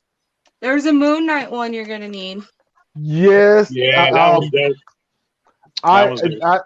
I tried to get a hold of one. I've got a shop in town that probably still has 3 or 4 of them, and I tried to get a hold of one of them, but this was at the height of the hip hop cover value, and he wanted like $50 for one, and I had to leave him in Moon Knight in the shop for that. Right. So I just got because this one. he checked on eBay for the value of it, and so now that I see him on eBay for like 25 or 30, I may go and try to negotiate better. And what's funny too, the speculation and like all the stuff with these books, like it goes up and down, right? It's a game, right? Right. So find stuff when you can on the cheap, and don't pay premium top dollar, because let's be honest, there are plenty of things that are like that skyrocket that plummet too, right? So be patient, be smart, do your research. You know what I'm saying? Like, I mean, don't pay top dollar. Like when you see something that you want out of the gate, don't spend that crazy money, man. Just don't do Right. it. It's not worth it. More often than not, you get burned almost every time. Fact. I'm just saying. I mean, there is some stuff that's not going to come down, but a lot of those books are rarer than you think they are. Right. And this is coming from a guy who's bought books for years. I've seen all kind of crazy. I've seen the good, I've seen the bad. I've seen the insane. Again, I'm telling you, a lot of these guys that are spending money on these books right now are out of their flipping minds. They really are. And I don't understand. I don't. You watch some of these eBay prices of what some of these books are going for. You know that I know that. Yes. You shake your head at it and you're going, hey, and yeah, like my son was looking on eBay today. Which one did you say had like 40 some watchers? Yeah, it was like an X-Men. Number one. No, was it a one? Yeah, it was like a 1 at. No, I think it was a 2.0 that you said somebody had posted at like 20,000. No, it's a 3.5. All right, this is a 3.5 posted at 20,000. It had like 26 watchers. 60. That's 60 insane. watchers. 60 watchers. And I said, those watchers aren't there to bid on it. They're there to see if some dummy buys it. Right, probably. You know, I they're not they're not there to go, oh, I want to get that, when I can go to this one right beside it and get it for $8. Okay, here's what wait, blows my mind. What kind of mentality? What? How can you? What kind of mentality does it take to be like an eBay lurker? Just to kind of watch and get entertainment out of that. I don't mean, know. it doesn't take much. I mean, let's be honest. There's fools born every day, and we all watch knuckleheads every single day, right? But it So, pisses the rest of us off because then it fluctuates the market. If you're an idiot and we sit back and watch you and go, wow, you're an idiot, does that make it more entertaining? Maybe, maybe not. I don't know. But I'm just saying. Right? Yeah, but on the same token, that if you posted a what you know is a $8,000 book for $20,000, and some guy comes along and says, "Well, I'll buy it for that," he's not going to say, "Oh no, I was just kidding. I can't sell it to you." Right. Right. For sure. I mean, if Like, you're going to pay me for this, I mean, kudos to the guy if he gets that for it. But Speaking of which, it's the value is nowhere near as close. But I saw a so Moon Knight number 6 of the Houston run. I think it's the end of this story called The Bottom. There is a regular cover, and then there is a bloody knuckle cover. And the bloody knuckle cover, of course, is a little bit more rare. And I've seen the bloody knuckle cover for $10 to $20. I bought a copy from my shop for I think $10. Somebody had it listed for like $130 on eBay, and they're graded or ungraded? Ungraded. Okay, Ungraded, just a regular raw copy. And you take the dice and roll it, and right. I had a 9/8 Bloody Knuckles cover. Okay. Yeah, so I still sold it for like $75 though. That's what I'm saying. I don't know who or where he got this magical number from. I'm hoping nobody pays this magical number. But I'm thinking to myself, I bought it for 10. I've had chances to buy it for between 10 and 20. I don't know where 130 comes from. Yeah, I mean, I try to tell people, and I will if they ask me. We don't try to get rich off these books. We don't try to do anything like that. We got to make something off of them just so we can keep going. Right. For the most part, it's we try to take them and give people way better deals than they can get somewhere else. So, I mean, that's pretty much what we try to do. I mean, we'll take the, what Go Collect or which I'm not a Go Collect fan. I agree entirely. I think the following the eBay market and then putting that into that system completely kills it. It should go off a real auction market, not eBay. Completely agree. And I'll give you a great example of that, John, too, because let's talk about X-Men #1. The most printed X-Men comic period ever in history. No, series. Okay. Yeah. Right? The Right. Jim Lee series. Mm-hmm. And like what, 6 covers, 7 covers? The #1 most printed comic ever. Okay, and this comic is selling right now on eBay for outrageous prices. Pick a cover. Now the red X-Men cover is going to sell for more than most of the others, right? However, this is one of the most highly printed comics ever in comics history. And this book is selling for outrageous money on eBay, in graded comics, and everything, because simply people just don't understand. Right. There should be no demand for that book. Am I wrong? No, you're not wrong. Because, okay, I'll give you an example. I had called Steve Borak one day and was talking to him. It was a couple Christmases back. And I had a question for him, and I called him and was asking him how his day was going. And he's like, I'm grading an entire short box of X-Men #1. He's like, someone has sent in an entire box of X-Men 1. It's He's insane. He's like, I don't know why. He's like, he's like, but I'm going to grade them. So it's not a rare book, but Not at all. Not even remotely. And like you said, the best one is the Magneto cover because it Yep, with folds the red out, X. Yep, and it actually has all the covers in it. it does. So if you just have that one, you have them all. Right, folds out. Because it's a complete fold out of Complete all. fold out. Yep. I think I have 3 of the Magneto covers, but just because I saw them in a flea market for $2 a piece, I grabbed them for $65,000. Marvelous kills me with his dollar books, man. I can't turn down a dollar book if it looks slightly bit of interesting, and like Marvelous has a lot of dollar rounds and that just eats it all up. And I will tell you, that's even my bad habit on like Instagram too, man. If someone has dollar claim sales and they're throwing up dollar books and it's like ones I'm missing in a series, there'll be a random like medium mailer box that shows up the house and Steve will be like, this isn't from Marvelous. What the hell is this? Oh, dollar books that I found. What the hell are you doing by? Well, just wait till you see them. No, Sleepy. What are Sleepy, you you're doing absolutely buying right. books from somebody else? Sleepy in the comments is absolutely right. Sleepy just said like it's all about the quarantine and people losing their freaking minds into the psychology of it. You're dead to rights, absolutely correct. I completely agree.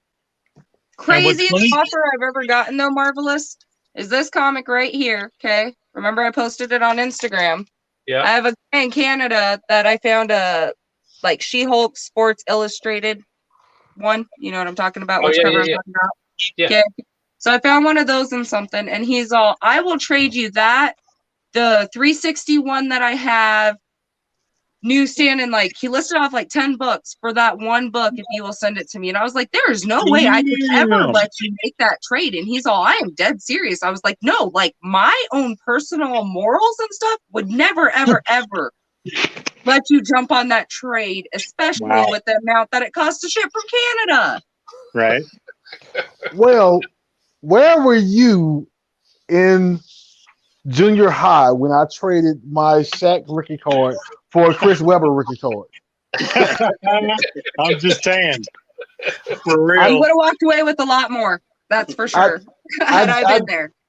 I traded the Shaq rookie card for a Chris Webber rookie card, and I felt the glaring eyes at me as I walked through junior high the rest of the day. Like, you know what?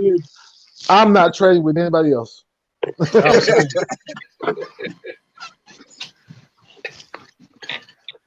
Yeah, no, but like you said, people will get you, even in junior high. People will get you if they can. Except now it's Pokemon cards. Now it's Pokemon. God. I'm still looking for a Jigglypuff, I man. don't understand it. But yeah, it's going crazy. I'm having fun collecting comics, but I can't say I understand everything that everybody collects. I don't understand Pokemon. I really don't understand the idea of what's that, the NBA Top Shots, the digital cards and digital moments people are collecting now.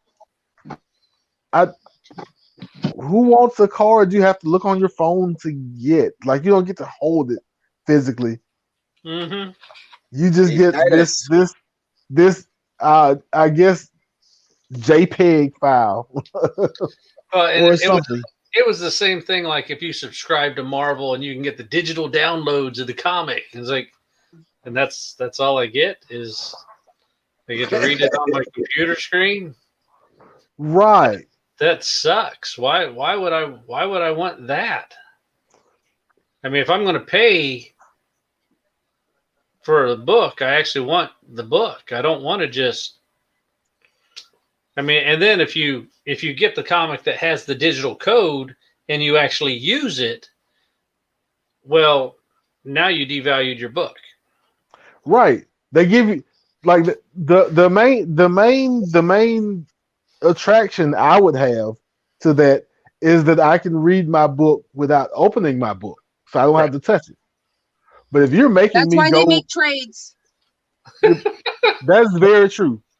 But if you make me go inside the book to get to the code, now I may as well read the book. Yeah, but if Well, you remove the code from the book, you've now changed the value of the book. You've sullied the book. Yeah, so that's the second time that Marvel has done crap like that, because they had their value stamp back in the 70s, which destroyed I don't know how many books, where they had their little pictures of their characters inside these books. Hulk 181 had a value stamp in it. Mhm.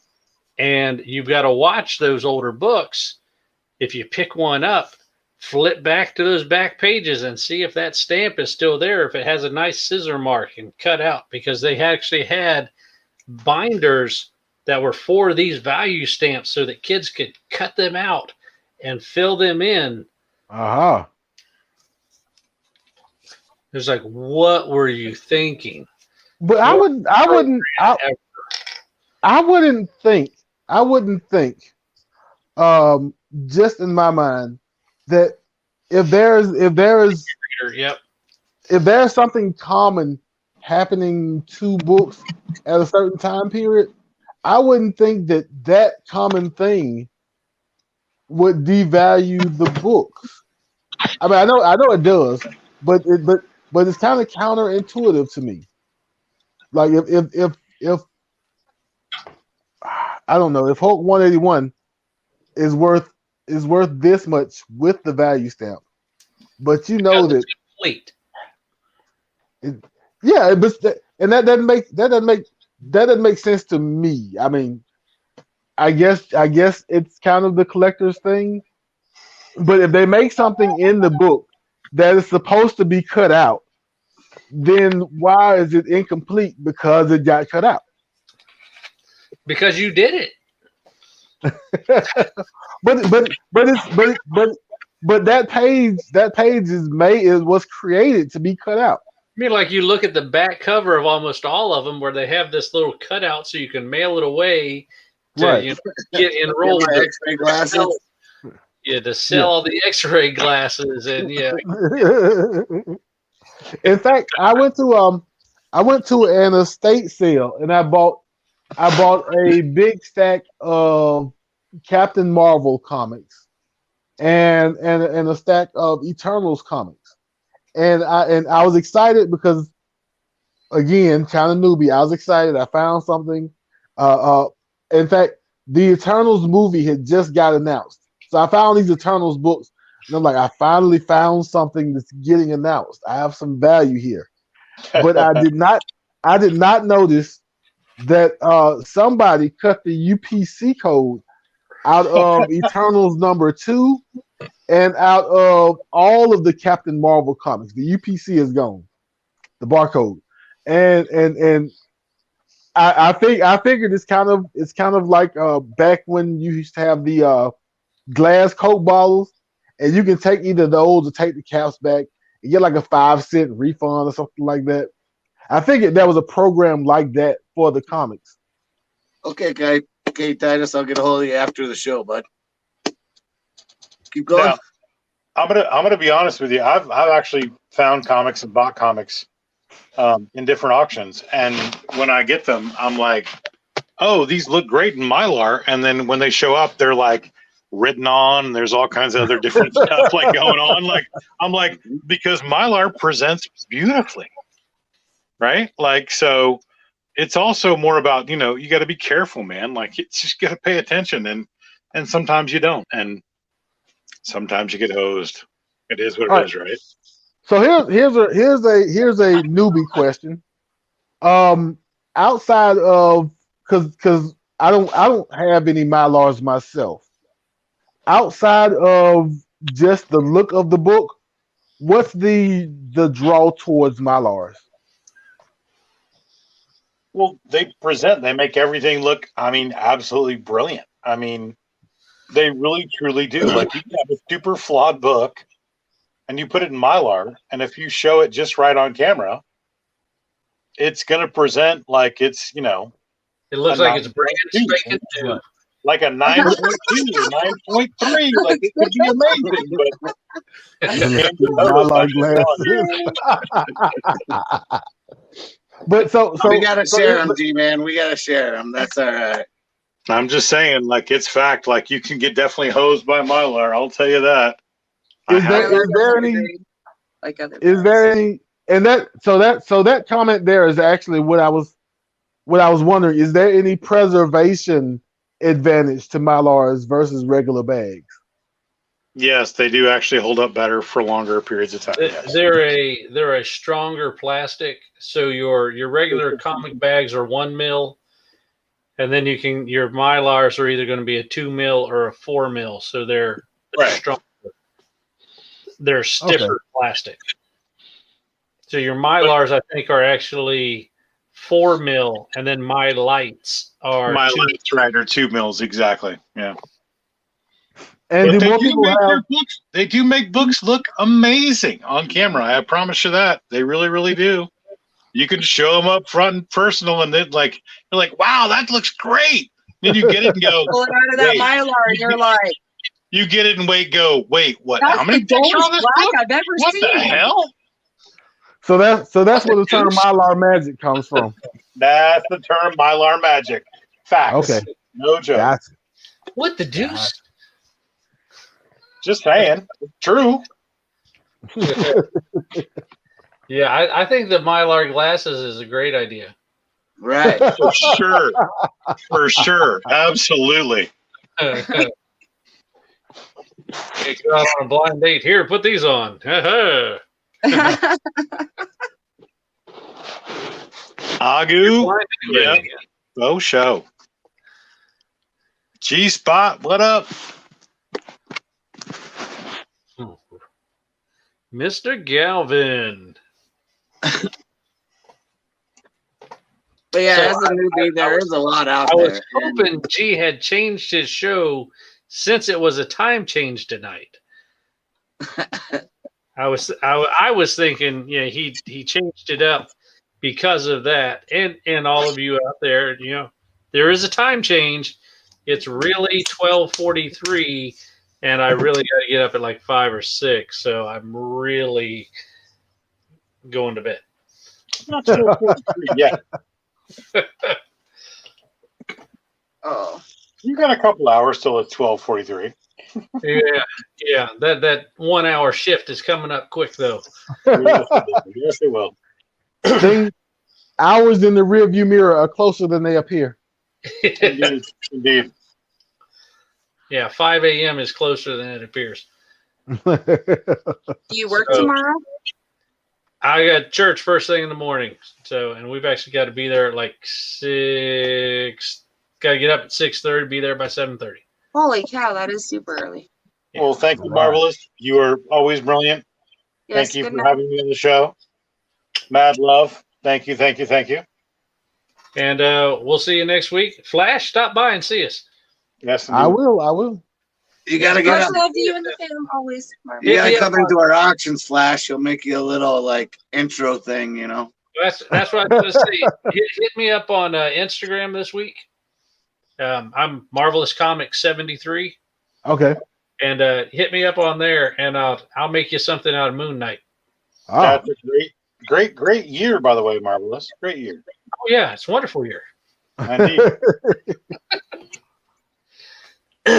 So yeah, I have got to go to bed, but thank y'all for Marv, Good night. John, thanks for coming on. I appreciate it. That's We nice appreciate meeting you. Thank you. yes, sir. Nice meeting you too. We'll see you Thanks, next week. guys.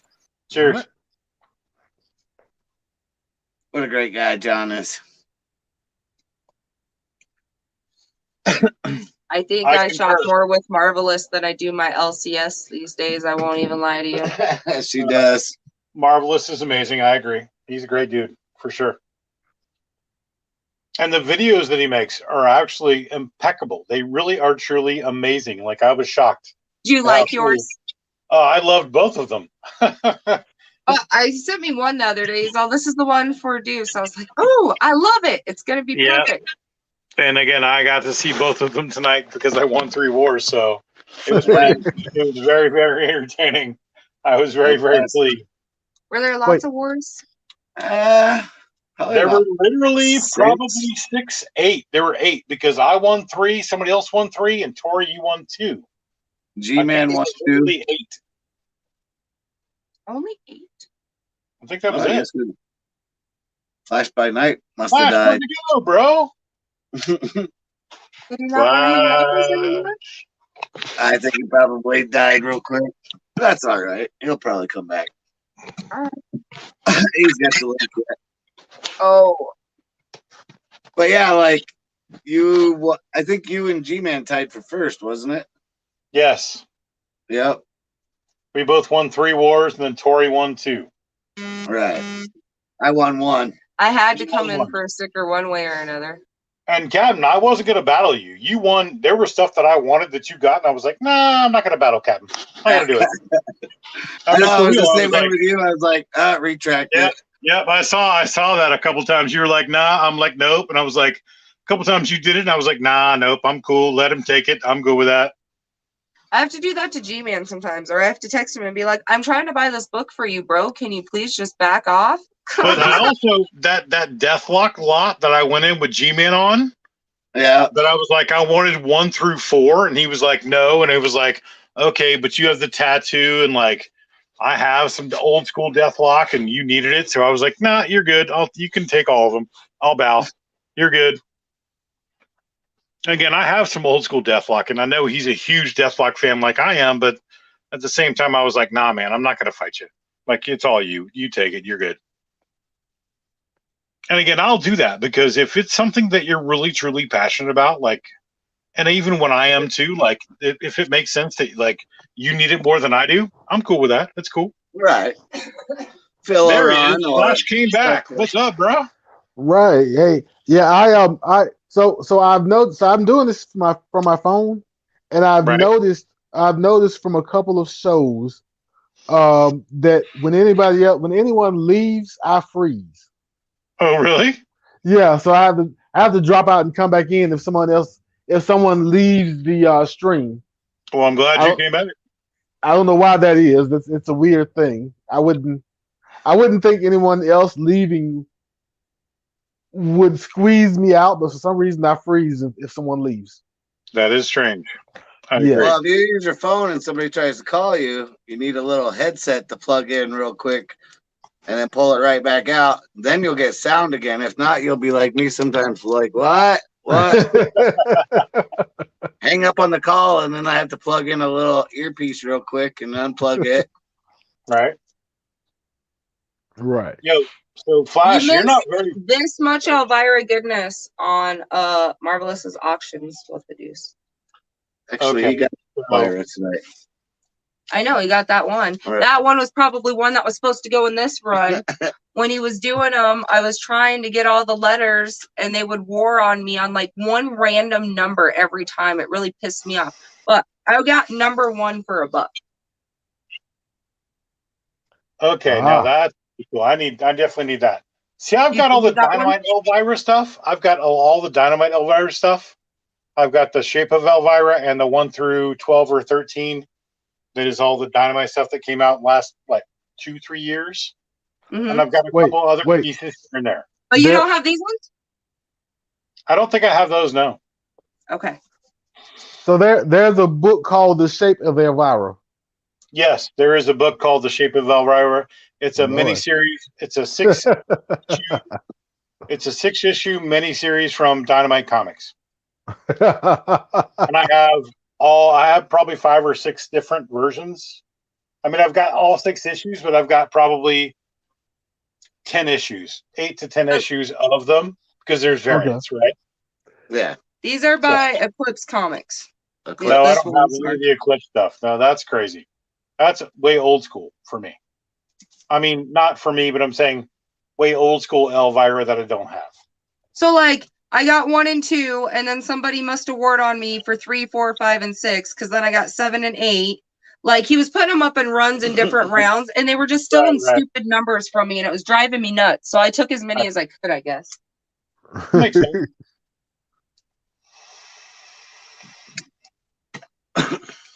But yeah, so no, that'll definitely, we'll go over all those covers tomorrow for sure. Sounds Because good. they're all from that first run. So if you need them, you know. We'll talk. I guarantee you I have books you want to. I promise. What? It's at least trading. All But right. Captain has this running joke. For every one box that leaves the house of books, he's like, 5 to 10 more are gonna show up within the next 2 weeks. I know it. And I'm like, no, not even. And he's all, whatever. And then my luck usually is that day 1 or 2 show up in the mail, and I'm like, oh, I don't know what to tell you.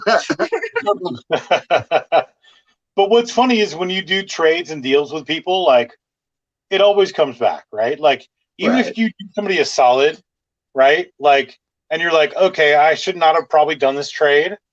It comes back to you tenfold somewhere else, like almost every single time. Right. It happens. I've Like, never- I mean, I don't care who you deal with. Like, I mean, in this community, with a lot of these great people that we deal with on a regular basis, this is just how it works. You know what I mean? Like, for real. And that's a great thing. Right. Thankfully, there are not as many douchebags in this community. Let's hope. And there are certainly some other ones. I'm just saying. You know what I mean? Right. Oh yeah. And you know what I'm talking about. We've all dealt with this kind of stuff too. Right. Oh yeah. And I mean, Oh.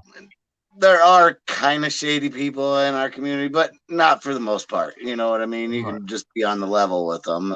And most of that, somebody has at least bought something or know them from some, you know, like even Marvelous. I was like tonight on the auction, I was like, I know the Deuce. It's all good. You know, Right. just have to have somebody vouch for you. And that's pretty much the way it is. Right. Right. But what's funny too is that, like, you know, you'll find scammers in communities too, and they're the first ones called out by everybody else too, because everybody knows who they are. Right. Right. So Yep. that's the other part of the great other side of it, is that when we know somebody's full of it and we know somebody's not legit, we go, they're not legit, they're full of it, they're BS. No, don't have it. You know what I'm saying? That's the other great side too, because we all call them out. Right. You know? And you kind of see it. You kind of see it.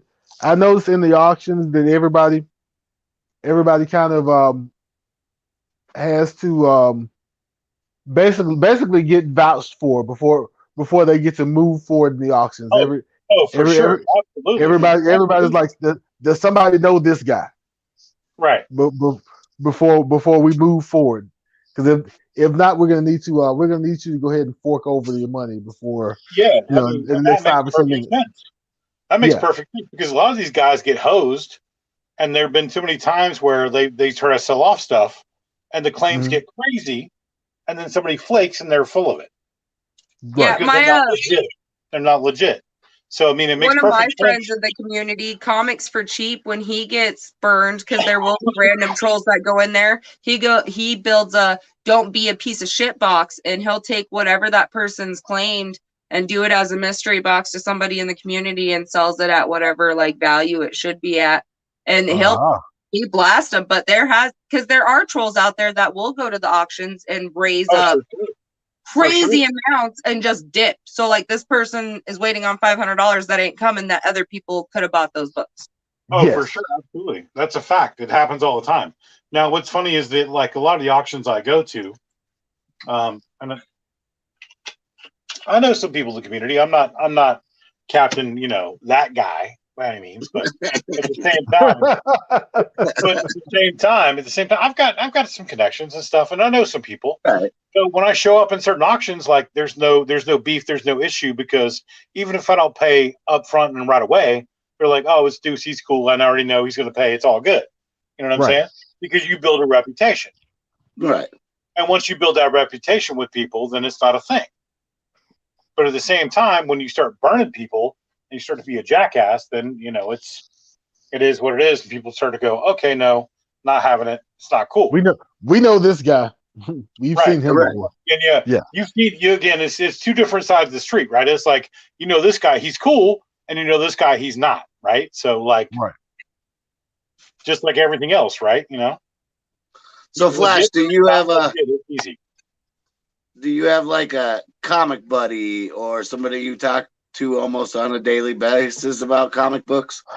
Not on a daily basis. I have a friend of mine who's shown up in a couple of my live streams. He collected a long time ago, back when we were younger, back when it wasn't cool to collect comics. So Okay, so I think he so. Cam, collected so much- I need you to make me big right now. All right. Hang on. like he collected in silence so much. I didn't know he collected comics Make it in when big. we were younger. No, I'm just saying. No, no, I'm saying make Flash big, and I'm going to tell him something real quick. Right. You make him big. Okay.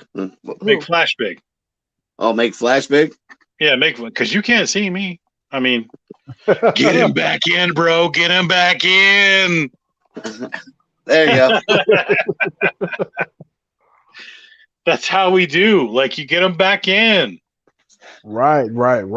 Well, so funny thing is that I don't know how much he collects now, but he is the person who most pushed me to get off the can.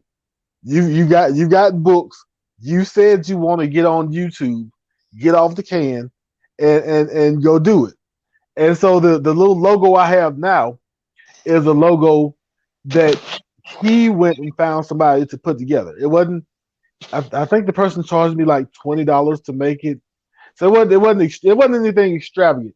But he is. I don't know if he wants to be called a cheerleader, but he is my biggest cheerleader, probably outside of my wife.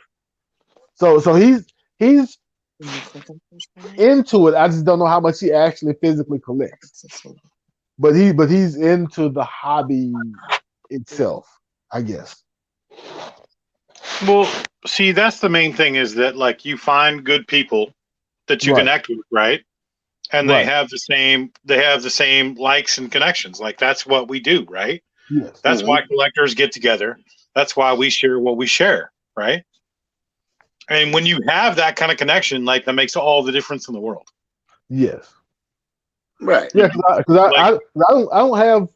I don't talk to a lot of face to face. Like, people at work know I collect comics. They because I have a little mini setup in my office on top of my filing cabinet, so you can Right. you can see a comic displayed and a couple of toys on my filing cabinet. So so people know I collect comics, but I don't have a lot of people that I talk to about it. So coming here and kind of watching different people's videos and streams and chatting back and forth and eventually showing my face. It's kind of fun. Somebody pushed you into doing that, Yeah. And Captain's one of the people that helps push me. Because I didn't really think about much. I didn't think much about going live.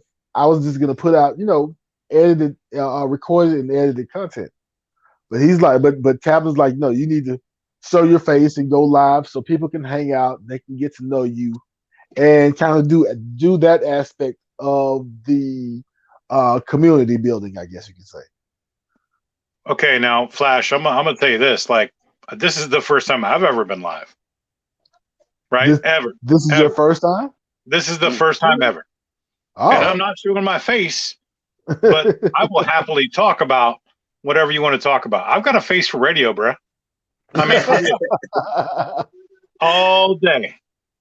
And what's funny But in is, the same sense, I could tell you I know What the Deuce pretty well because we talk on, if not almost a daily basis, at least every other day. Like, that's who I chat with about comics to some degree. Right. I don't have any real friends, like, in real, like, physically here that collect at all. Right. That I can nerd out with. So if it wasn't for the community that, or the people that I've met throughout the community that I can talk to, like I love Captain to death, but we collect differently. So our conversations, like they're fun, but it's, you know, it's, you're only talking to the same person about the same conversations all the time. It gets boring.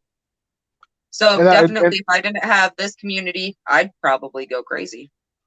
And I feel like that's probably a lot of people's story, is that they collect but they don't really have a whole lot of people locally that collect with them.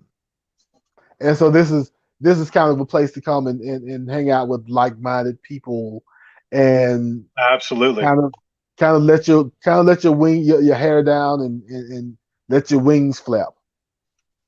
But what's funny too is that a lot of people that I've seen in the chat tonight, I've interacted with. Right.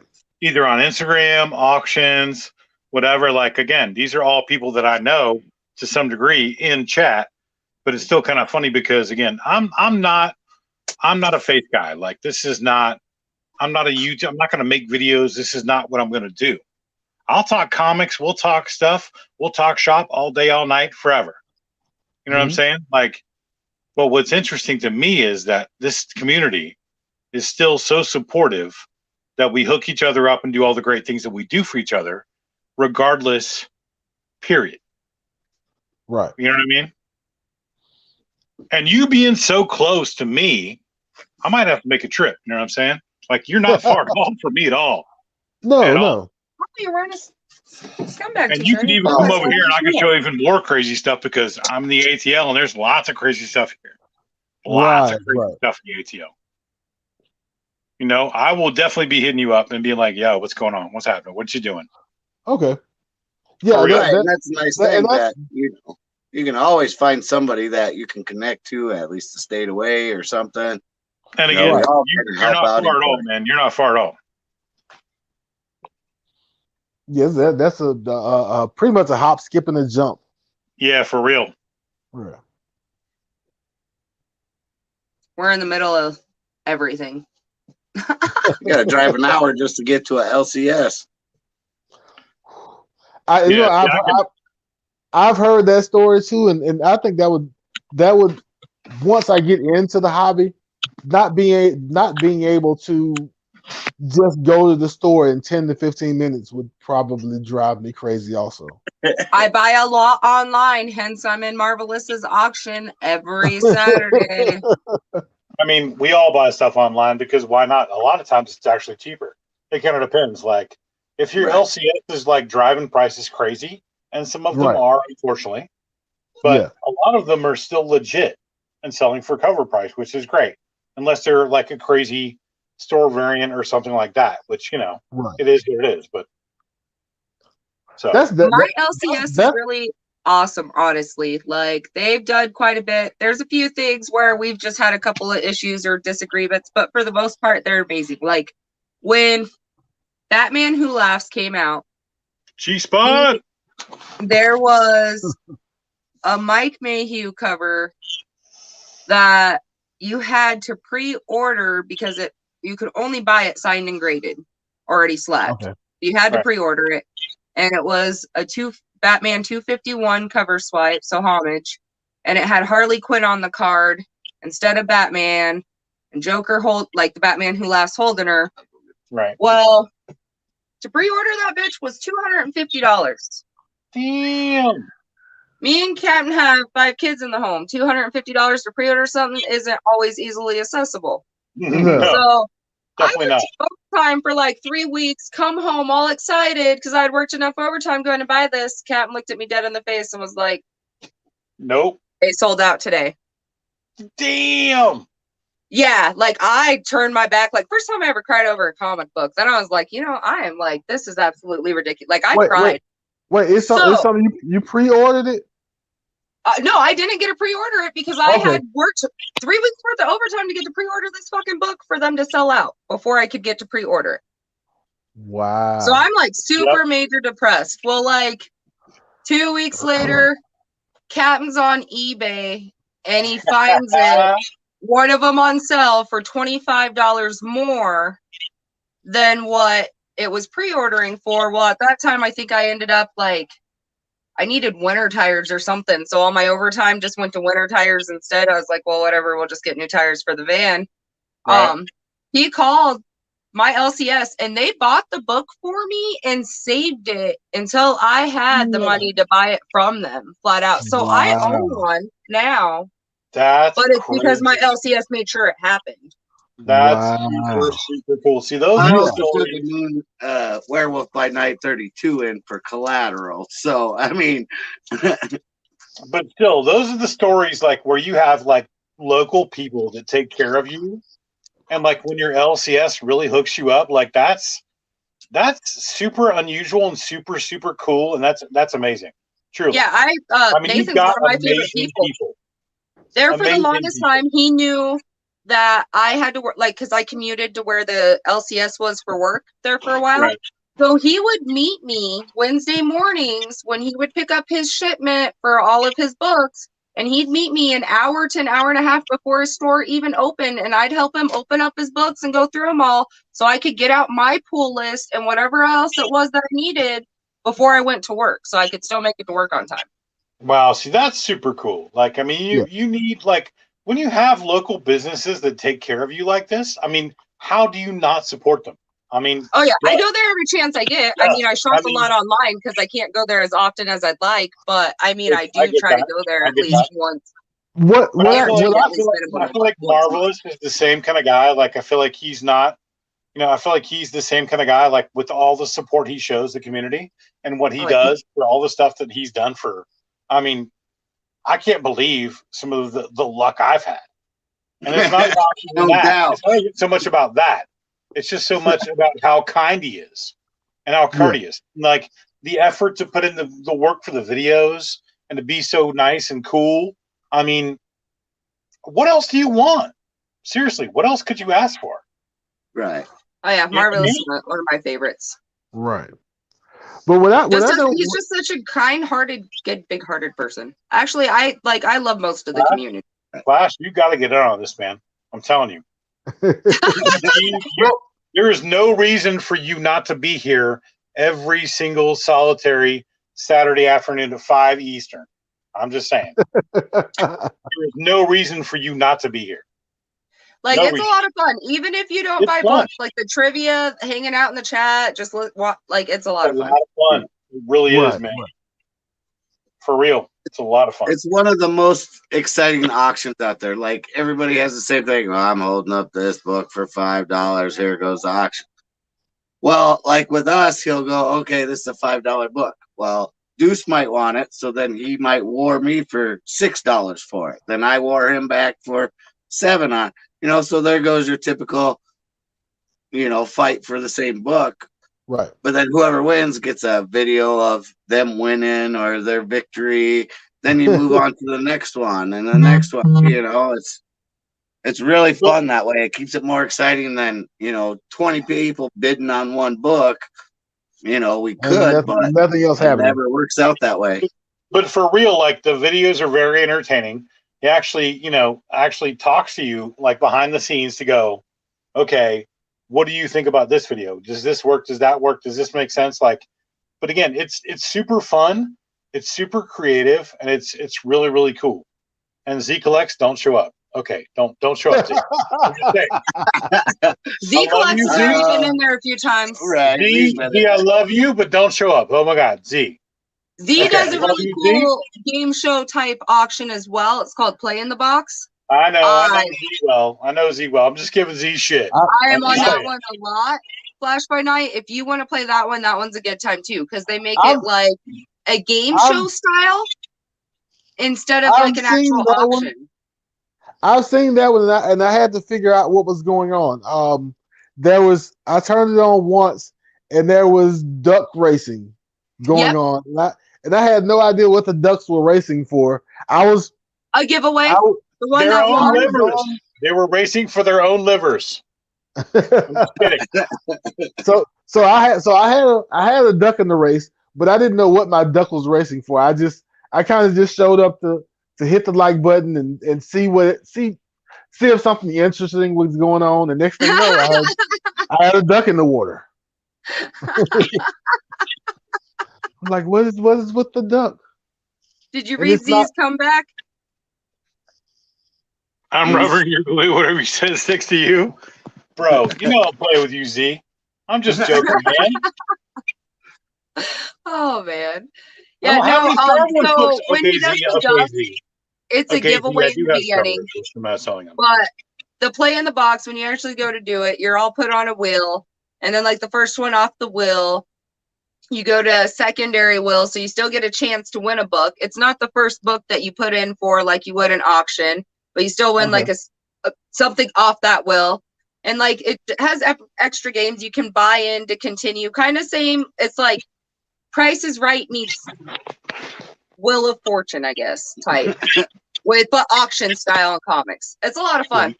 Z, Yeah, this is not the She-Hulk you're looking for. So here's the question. When does pressure luck get mixed in?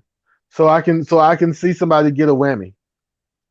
Right? No, for real. Like that's a great idea. I've not seen that yet, but there needs It's a great to idea. be got a whammy it's a great today. idea. So with Z's, when you hit the lose, that's your whammy, and you can buy to try to play another game, like play another $2 to go on to a different game, or you're just out your money. Actually, you're not wrong. That is correct. Z does play that way. You're right. So we just need the whammy to dance when you lose. That was my favorite game show growing up was and maybe I don't know if that says anything about me that my favorite part of my favorite game show is when people lose money. But I always like to see the whammy dance. I'm not gonna lie though, I'm a sucker. I play all those extra side games. I'll be like, okay, I want Plinko, put it down number 3, and then like I'll lose on that one. I'll be like, fine, switch it. I want the sand castles, and I want you to crush 2, and then I'm like $10 into the initial freaking Wheel of Fortune. But because it's so much fun that I just can't stop. There's a lot of people in the chat that we've actually not acknowledged. I'm actually kind of shocked. A lot of the people that, I mean, like you guys draw a crowd all the time, I have no doubt. But I'm just like, wait, what? Oh man. Let's see, there's and then so there's G-Man shows on a different channel tonight? Yeah, he's on Katniss Kid show tonight. You got Agu, God Tank, So is it not Nerdy Collective? G-Spot, Or is it still Nerdy Collective? Sleepy Reader, Marvelous, of course, K Titus, Yeah. the Nerd Herd. yeah, Not Near Mint, Splash Page, Freaky Low, Ooh, you got all kinds of people in there. At one point. BLC, my buddy BLC's in here. Meow, Get meow. out, man. Firehawk. Yep. That's cool, man. We got a lot of Z, of course. You know, Z collects. No She-Hulk for you, Z. I'm just saying. Don Oh, God, Dizzle, like what up, bro? Like a short box between all of Weapon his X. books tonight. Weapon X, what's going on? You I'm know just what? saying, I like, don't. there's a lot of cool cats that we all know very, very well. Aggressively relaxing. Imagine I was that. about to say I don't know if he's still if he's still here, but I love the name aggressively relaxing. Yeah. Yeah, there's a bunch of cool peeps in here. I mean, again, these are all comic peeps that we all talk to and deal with. At least I have at some point, and I'm sure you have, Captain. And Oh yeah. you know, at some point, Aggressive. too. I love his like older movies where his older shows where he'd have different people from the comic community say something in their thing, and it'd be about the modern comic book that came out, or you know, he'd have some funny videos of like somebody calling him and he'd be talking to him about a Thor book or something. And what's even funnier is that I don't do lives, and I'm in this shit talking about all these cats who are actually showing up, and I'm like, wait, what? Like, I've been watching all y'all's cats, you know, I've been watching all y'all's videos for like ever. So like, it's cool to actually like give them shout outs because, you know, you guys do this. I don't do this.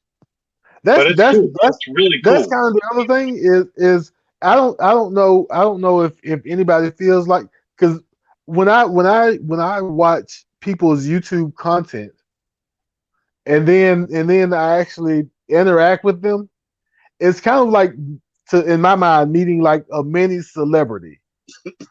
It and I'm pretty sure nobody sees themselves like that. But like when I go to Huntsville next month, I assume I'm gonna run into Two Brothers. I assume I'm gonna run into Southern Comic Geek Yo, and Big two Wheel. brothers is in my backyard, yo. Right. And so, He's another one.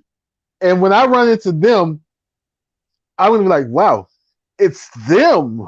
Like, But see, I met Dustin but like probably a month ago to pick Okay. up some books that I bought off of him.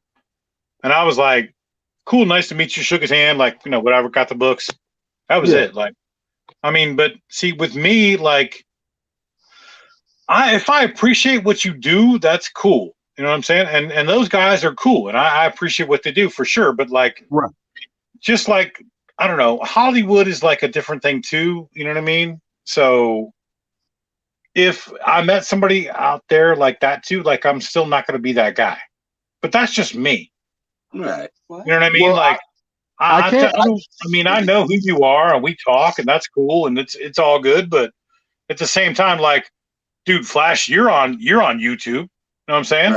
Right. If I show up to your house tomorrow, are you gonna be like, dude, it's Deuce? Nah, you're gonna be like, nah, who the fuck is this He kid? won't You know what I recognize mean? you Like, without the white screen player, and you're gonna be like, who the Yeah. fuck is this guy? You know what I'm saying?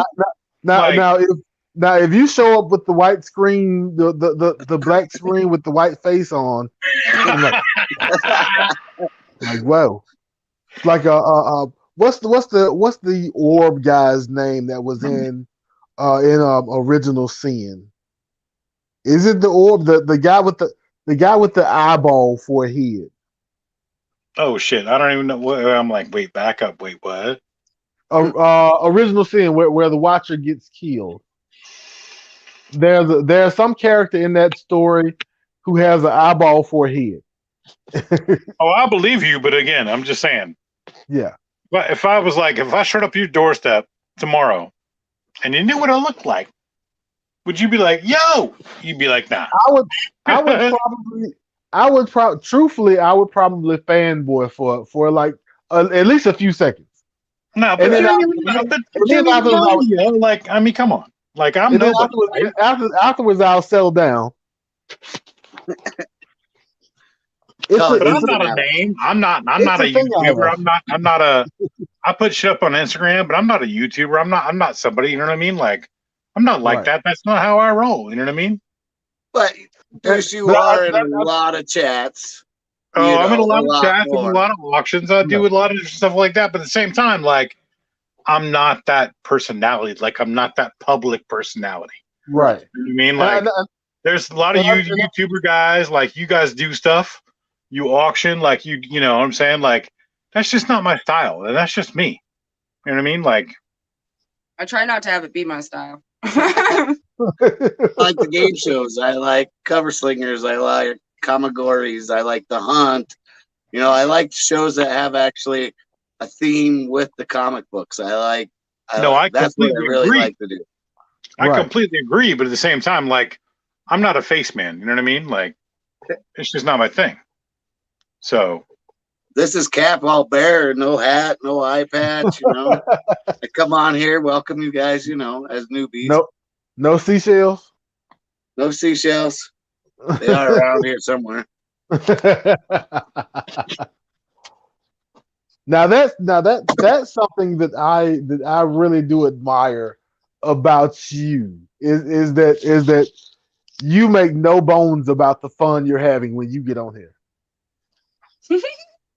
I give just no inhibitions whatsoever. That's how he is in real life. It's not like even just on there. That's just how he is in real life. Right. Yeah. If he can make someone smile, he'll do whatever it takes. Yeah. Which I can appreciate that. That actually makes it even better, honestly. Because I have to like really talk myself into being that loose. I don't feel like I'm uptight, but in order for me to get that loose to have that much fun, I probably need some liquid courage.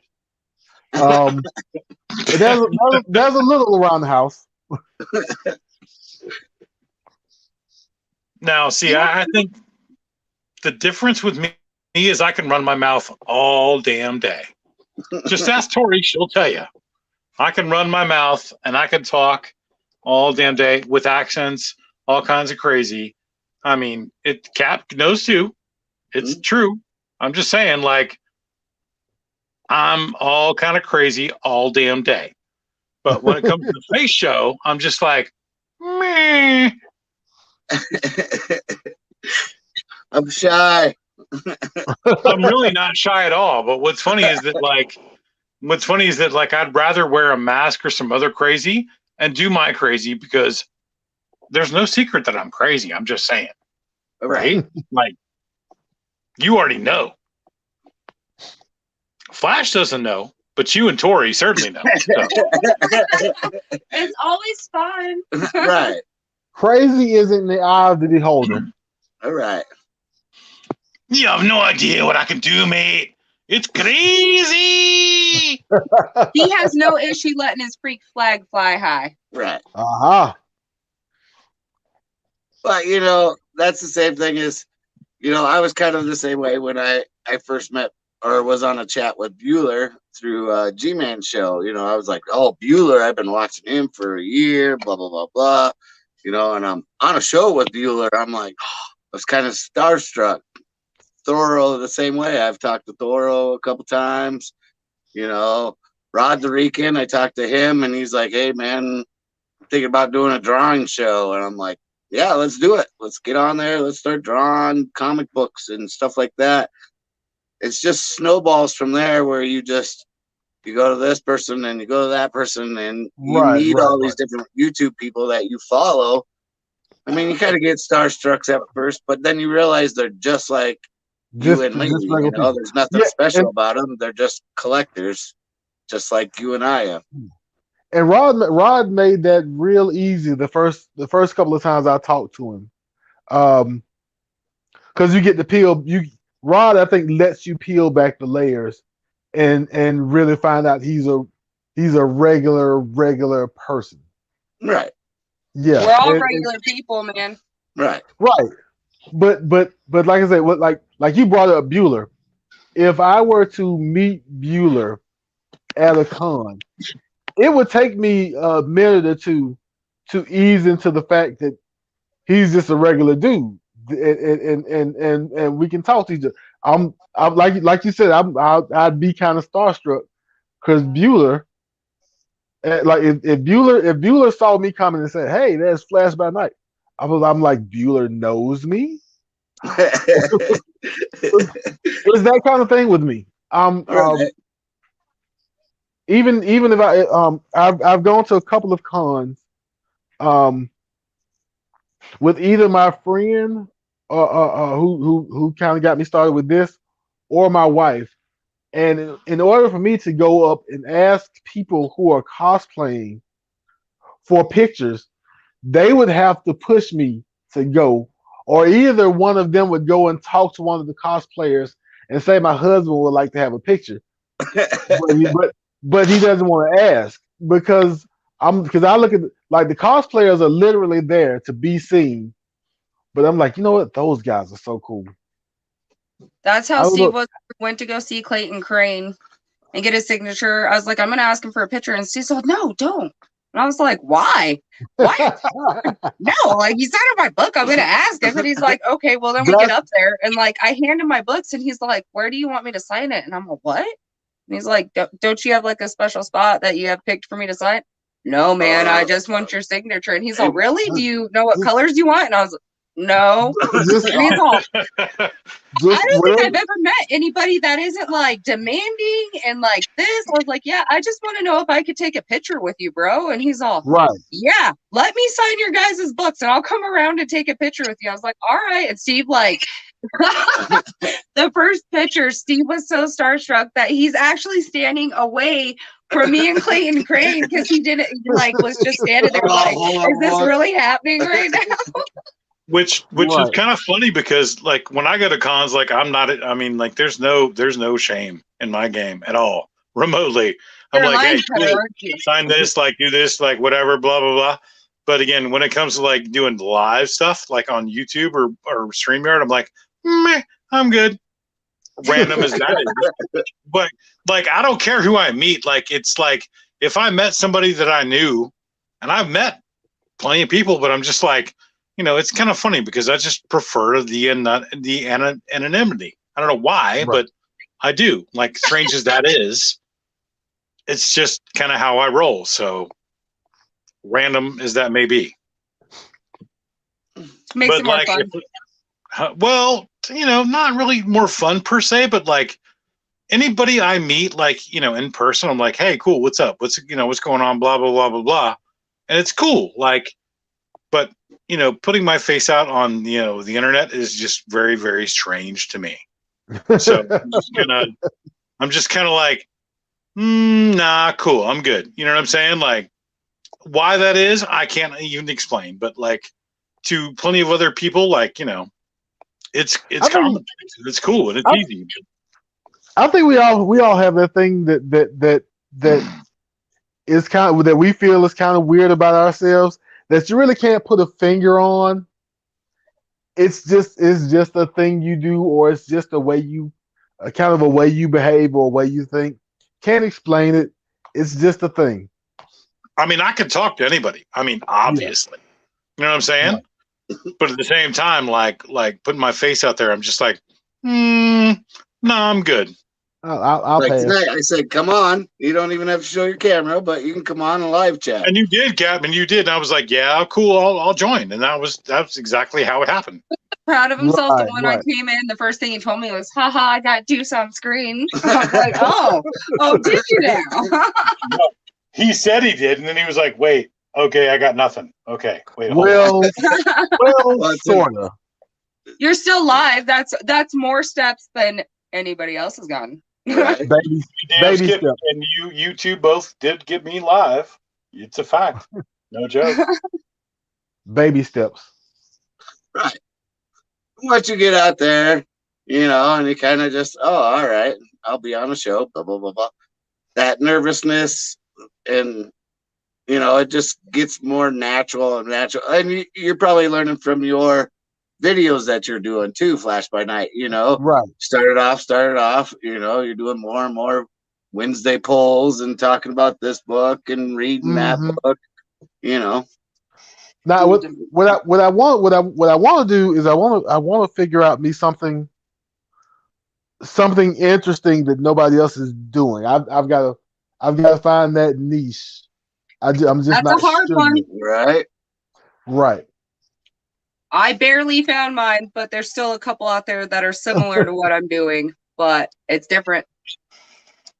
I really think, and I've got this one idea, but I'm not sure if either it's going to gain me more popularity or it's going to get me excommunicado. But I have this one idea called the Comic Complaint Hotline, where I have like I like it already. I think it's hilarious. Right. Like one of those receptionist headsets. Have one of those on and have somebody not necessarily call in, maybe pre-record it and complain about a different thing in comics that also kind of irks my nerves when people complain about it, and kind of poke fun at the complaint. Like I said, it may be funny for people who have a sense of humor, and people who don't may not like it. I don't know.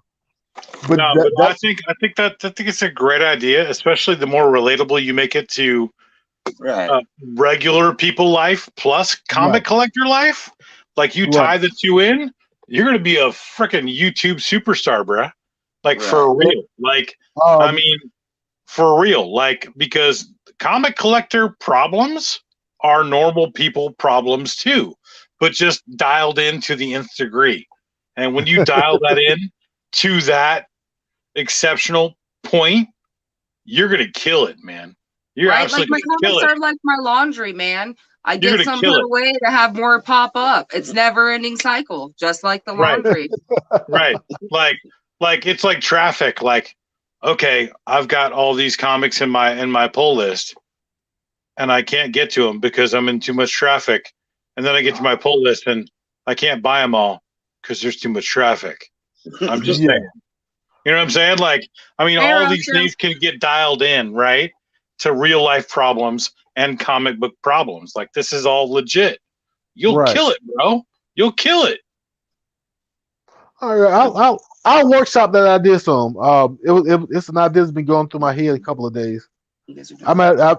I'll workshop that a little bit because I do right now. I do the kind of unboxing and new comic book day stuff.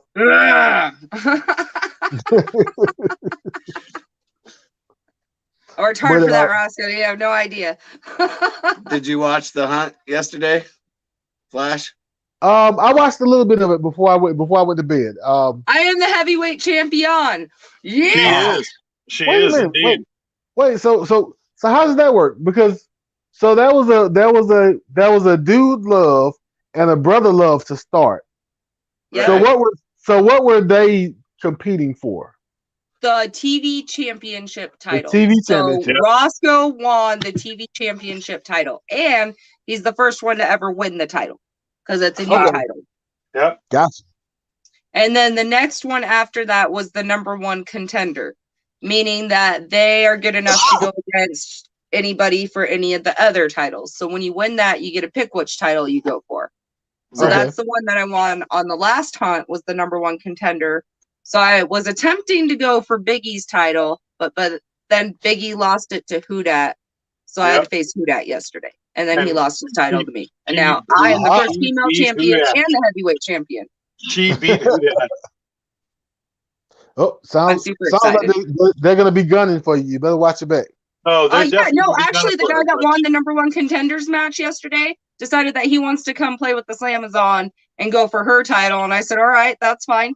So I'm getting real crazy, and I'm going to compete for my title to keep it. And then I'm turning around and doing a tag team match with another lady in the community against the Banger Brothers. I'm very curious who the lady is, but I'll bet you I already know. It's not short box. Really? I'm going to state. Everybody automatically is going to assume it's short box, and it is not short box. No, that wasn't my first guess. That wasn't my first guess. Actually, I told you my first guess. And it's not Captain in Drag either. So that's what I thought was Captain in Drag was my first guess. Captain in Drag was my first guess. For real. Shorty and Captain are not my not. Wow. Then I'll bet I can guess the next one. I won't, but I'll bet I can. Yeah, I'm excited. I think I know who it is, but I may not. The funny thing is, I was scared. Like, I didn't even want to go on the show. Like, Captain's all, I signed us up for the show, and I hope you're ready for it. And I was like, what is it? He's like, you watched The Hunt with me? And that was like last year. I remember watching it with him a few nights, but like between 5 kids and working 100+ hours every 2 weeks, like I'm lucky I remember my first name some days. So wait, what's your name? He had me watch an episode and I was like, so do I have to cosplay as a wrestler? Right. And he's all, yeah. And I was like, they all dress like skanks. I can't do that. And he's like, so find one that's not in a bikini top. Right. So I just come at Hunt in like 2 hours worth of research, and then I finally came to him and I was like, okay, I'll go on, but I want to cosplay as this girl because I really like her name. And he's all, okay. And he looked at me and crazy. And then I was nervous. Like that night I came home, I was like, I'm not doing it. I can't do this. I'm not like, I'm sorry. You're going to have to dress in drag and be your own tag team partner. I was thinking I had to paint like half face or something. Wait. So you cosplay as Beth Phoenix? Yep. Maybe. Okay. Gotcha. Yeah. So then I think of the name real quick. Couldn't was not about it, went on there and had the most fun of my life. And I looked at Steve and I was like, I don't think I've stopped at it. He's like, what? And I was like, yeah, like I think we need to go back again. And he's already serious. And now here I am. Yeah. I went as Captain Lou and lost every time. Now you have how's her pose go? Kind of how's Beth Phoenix's pose go? Yeah. Yeah, she does the Grand Slam. That's her finishing move. Yes.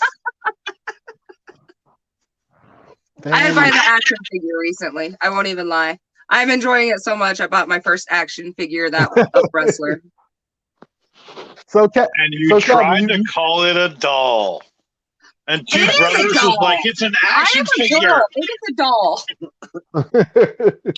Well, to you girls, it's a doll. To us boys, it's action figures. I Let's go. know. Two Brothers definitely put me in my place of it's an action figure. And I saw that. I laughed. I was like, the Georgia boys are putting her in her place. Because if they I was didn't like, say I'm it, a girl. It's a doll. if they didn't say it, I was going to say it. that is Being hilarious. another Georgia boy. I'm just saying. Oh, that's funny. But back to like, you can't get on with collecting weird things. So comics are a small part of my collection. I'm a collector of certain things that I like. So like Alice in Wonderland. I absolutely love Alice in Wonderland. So I have like shot glasses. I have postage stamps from Granada that are pictures like from scenes from the movie.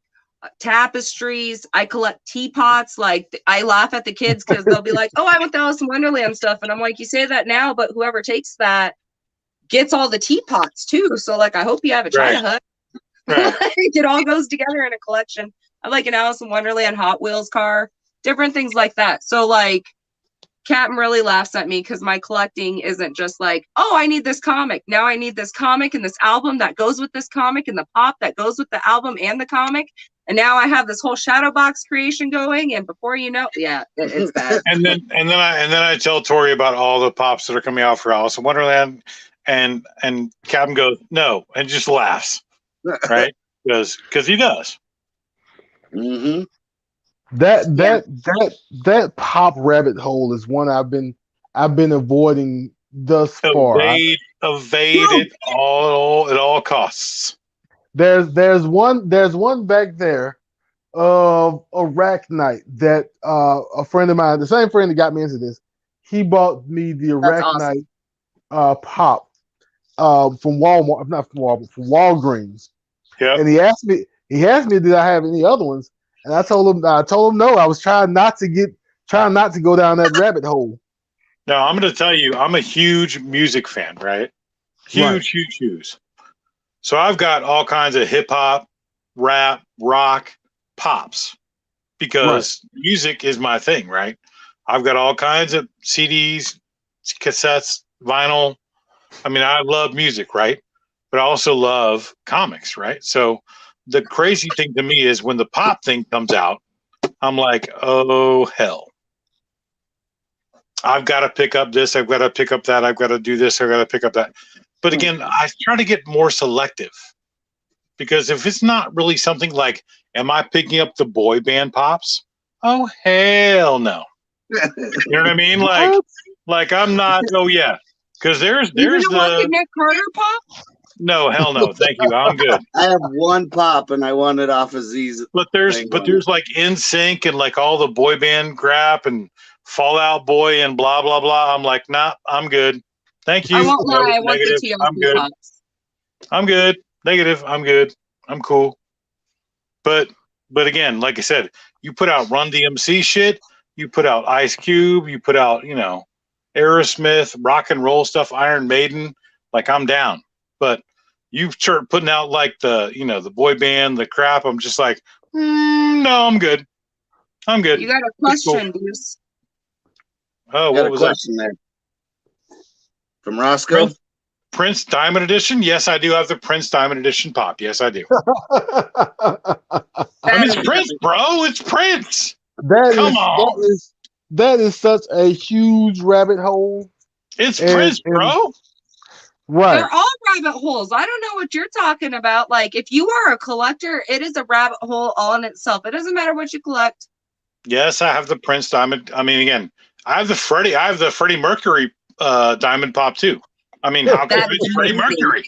It's fucking Queen, bro. It's Queen, bro. I love Queen. Queen is the best. So, Flash by Night, you said that your wife goes with you to cons. Does she collect too? No. She's going with me to one in Birmingham. And the trade-off was that if we go to the con, that we'll go to Papado's seafood restaurant before we go home. And so we went to Papado's seafood restaurant after the con. I had no clue this place was this. We waited outside for an hour before we could get seated. Not waited inside. We waited outside for an hour before we could get seated. I had no clue how popular this thing was.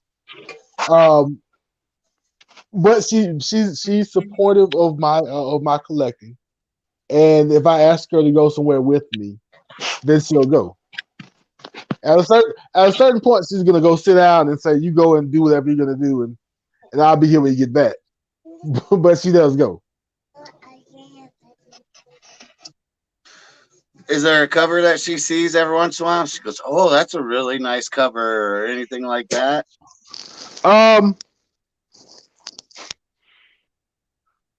She made sure that I kept all of the I kept the Shuri covers that I have.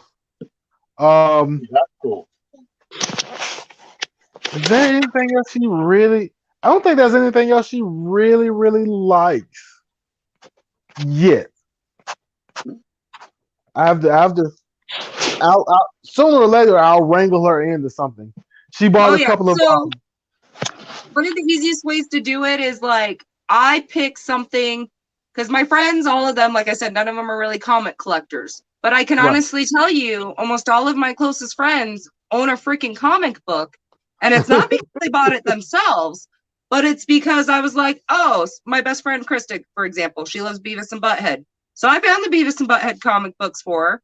So Steve did. We sent them to her in a random care package. Now she owns Beavis and Butthead. Oh, she'll never get rid of them. She absolutely loves them. My friend Tyler, he has a weird obsession with ducks. Doesn't collect any freaking comics at all. So we found him a cool Howard the Duck one that was like absolutely cool. It's framed and on his wall. Very cool. You know what I mean? So just random things like that. My mom, she recently asked me for one that I was like, I don't even know. I'll have to look and see. But she saw that I had like the different hip hop and old, like I have a Guns N' Roses comic, that different thing. So she's like, what was it that she asked me for? I want to say did she ask me to see if it was ZZ Top had one, maybe? But yeah, so my own mom, who like for sure completely hates my freaking comic collecting and like walks in the house and sees the boxes and was like, did you add more? Like, was like, hey, do they make this kind of comic? Because I might be interested in one. And I was just like, whoa. So you just got to find something that she likes. And then just get her one, and then she'll be addicted from there, I'm telling you. Right. Cracks me up, too. Like, again, the funniest thing to me with like the pop thing, too, is, and comics and everything else, like any kind of collectible ever. But, like, coming out soon is the Bewitched Pops. There's going to be an Andorra and a Samantha Pop that are coming out. Yeah, I was trying to, it wouldn't work. Which is from the 50s, okay? The 50s and 60s. So, of course, that's going to gravitate to a whole new audience, right? Which is hysterical because my mother was like, she's seen my collection. She's seen some different stuff. She's like, wait, you have too much stuff. She's like, but wait, do they have Bewitched Pops? And I just laughed because, yes, they do. Now they're coming soon. This is happening. So it's kind of funny, right? It's really funny. Like she's like, oh, I want those. I was like, oh, you do? Really? That's funny. Yeah. I mean, let's be honest. You're just going to find one thing. We all collect different things for different reasons, right? Right. But both of us are with something. It actually, you want it, and you're like, oh, that's cool. I'd take that. That's awesome. I like that. Blah blah blah. Regardless of what it is. Right. We're two different collectors altogether. Like two different collectors. We don't even read the same types of stories. No. At all. Which makes perfect sense, actually. Right. It's a little hard on the collection, let me tell you. That's what always comes first. Not always. Not even. I have no doubt about that. But again, what's funny is that when you guys come to like, but Cap, you also pick up stuff for her too. I know you do. Yeah. Because there's times I see you. There's times I see you in auctions. I'm like, okay, that's not for Cap. I know that's not a Cap book. That's a story book all damn day. You can There's deny it all times you that- want. You can deny it all you want, but I know that's a story book. And you shake, yeah, exactly. See, yeah, see. You already know. Harley I know. Quinn. You already know. I know. She has 4 long boxes of just Harley Quinn. It's So not 4 yeah, long boxes. It's 2 short boxes and a long box. 2 long boxes. Is that all? And I'm really picky about the way I collect too. So like my Marvels can't touch my DCs. They can't even be in the same box. I'm dead serious. And my indies have to be in between them if they are in the same box because those can touch. But like, oh yeah, Yeah. Steve just laughs at me because he'll be all, like, I can tell if he's been in my box. You hate my collection. I'm just saying. It's so I funny.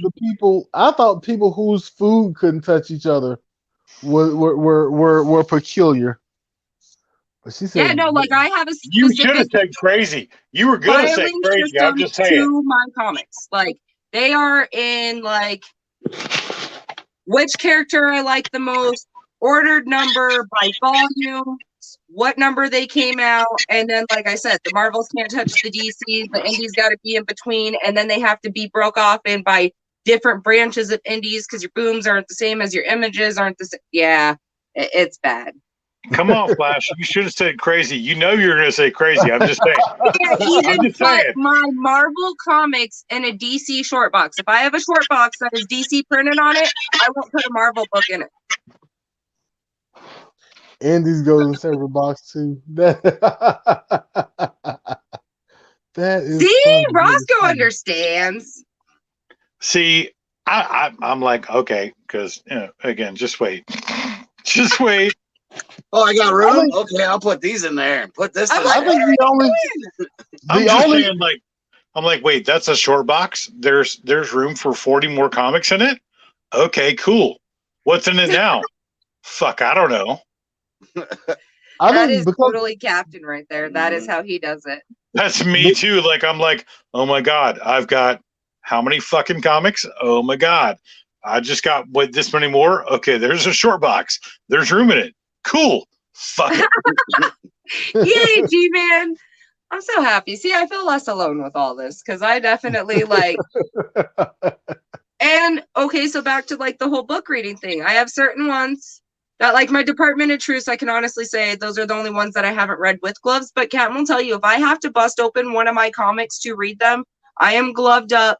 He helps me open the bag. I slide it out of the bag. I'm very careful. Don't even like hardly bend my book.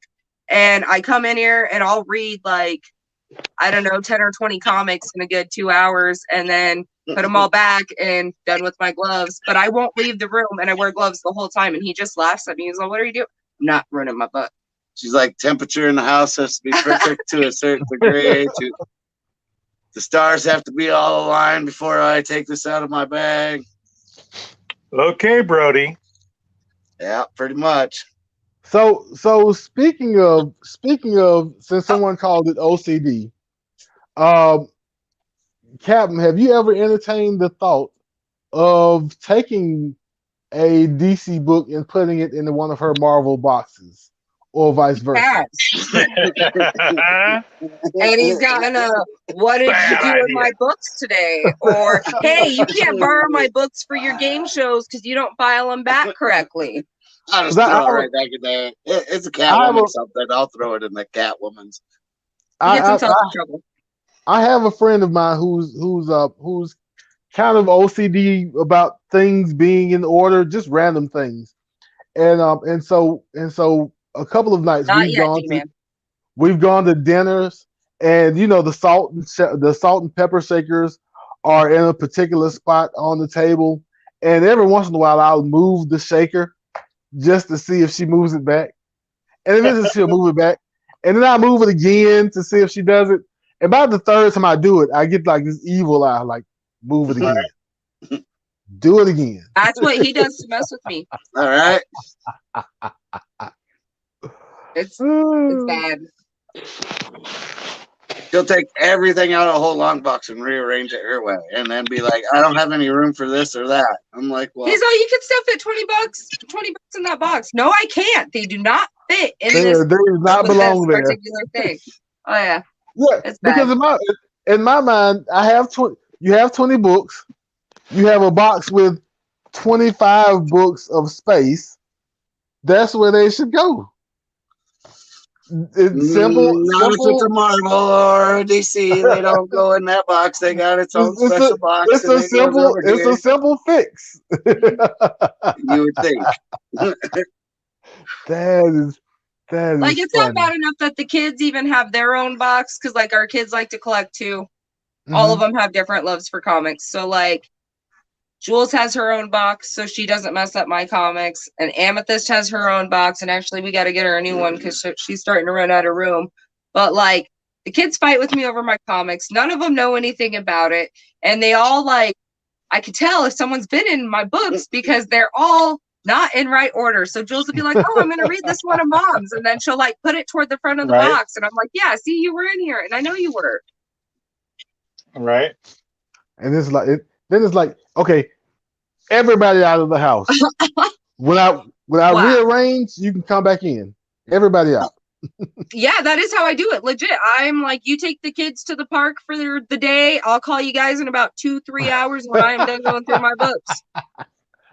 That was supposed to be a joke. That's No, it's not. She's like, no, it's not a joke. Because I work so much that like I'll fall behind with putting books away. So I'll have like 7 boxes full of books that need to go in their correct homes, and Kevin will be like, you need to put these books away. He's all, what are you talking about? Mine are put away. That is all your crap. Oh, well, you guys got to go do something so I can get these put away so no one's messing with them while I'm trying to do them. Because Well, like the there's- 3-year-old, she tries to grab comics back out as I'm putting them away, and it's a pain in my ass, man. She's like, "Oh, that's a pretty book, Mom." I'm like, "Don't touch the comics." So yeah, I gotta get her out of the house when I'm touching them. Oh wait, there's actually a situation where you actually can put books in where they need to go. Oh my god, that's crazy. Yeah. But there's also a box that we have that are just A-OKs from people that sent us books, too. So they have their own special box that, they don't go with the other books at all. Right. And I have a I certain think- group I have plenty of those as well. that's I called the think the only- Pandora's box group, and it's in a special box that like The has a Pandora's lock box. on it. Nobody can get into it, and my absolute favorite books are in there. Speaking of that man, G-Man, he sent her like, what was it, 4 or 5 part? No, it's Poison Ivy, Cycles of Life and Death 1-6 miniseries that I've been trying so hard to get, all in Mylar's absolute beautiful covers. You've seen those books one time. One time. I saw him one time when they came in. She goes, "Oh, look at what G-Man gave me." And I had never seen them again. I don't even know where they're at. They're in that box, locked up. She's just like, Right. "Well, let me touch them."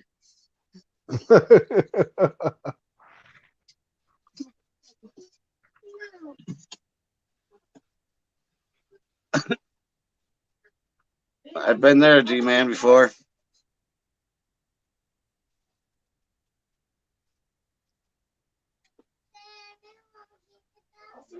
And Roscoe says he's gonna get an assistant. That's kind of funny. You want to take it back with you, sister? But that's, we've said it many times. There are so many great people out in this community, Right. And every once in a while, it really like you can see it in one-on-one dealings, and then sometimes things happen, and then you see the community kind of come together for whatever a happening is or whatever an event is. And I think that's great. I think that's great.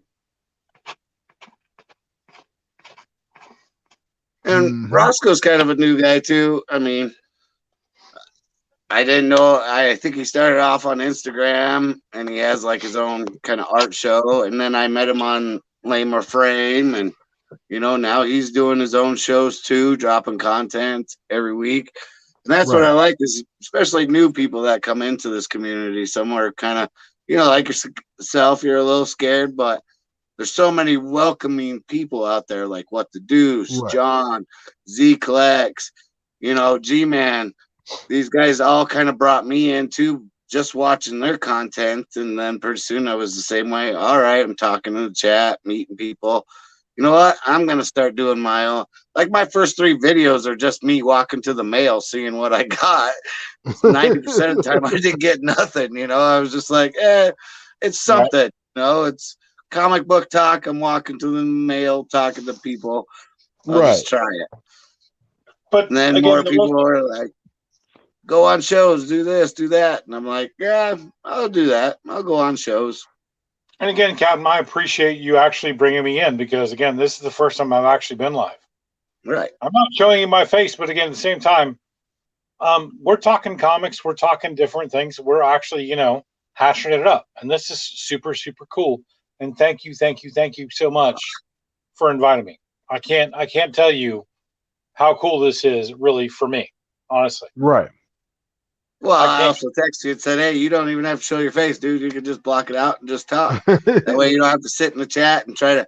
And that's sometimes what I don't like about chat is, you know, that 10, 15-second delay. Once you put something in, then 15 minutes later or 5 minutes later or whatever the time is, then they're like, oh, yeah, what were they talking about? You know, Right. chat can go faster than what they talk about sometimes. For Plus, sure. you like to have that.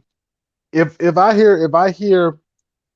I hear somebody say something that's kind of funny, and I have something to say to pile onto it. If you say it in chat, it may take 5 or 10 minutes, and nobody remembers what that funny thing was. Whereas if you're on here, you can just follow up verbally.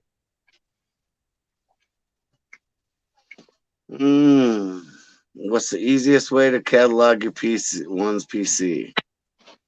I will tell you, CLG has been miraculous for me. It takes a shitload of time if you've got a very large collection, but you actually can get all of your books logged in and have a catalog of them. And it's what, $15 a year?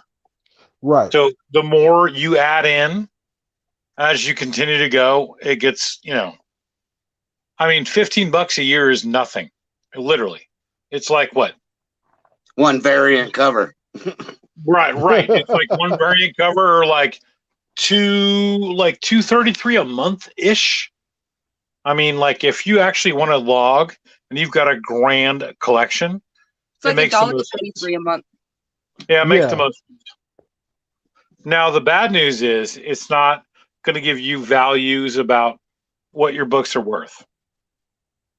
There are other sites that do that, but again, a lot of them too are also shady and also kind of skewed. So, you know, it's kind of it is what it is. So that's the other advice I'd say is that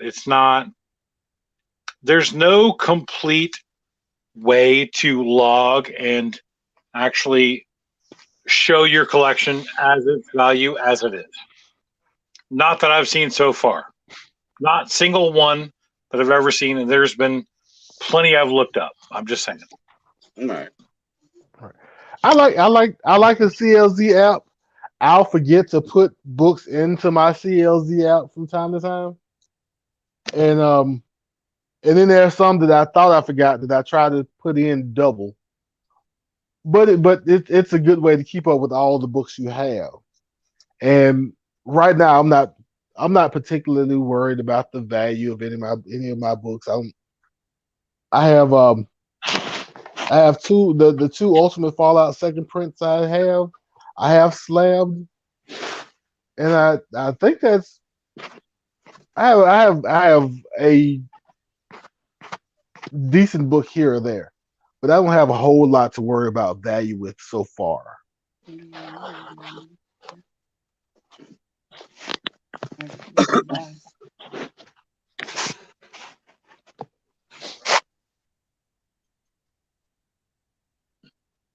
It does help if you have a lot of books, Roscoe. I mean, or keeping them in a file system, I guess.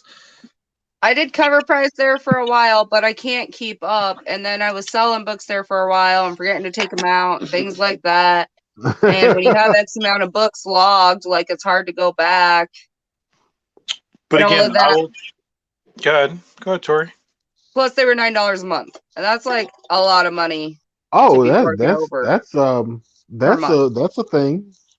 Yeah, see, that's where I find CLZ is the most effective because with my collection, I have a lot of books.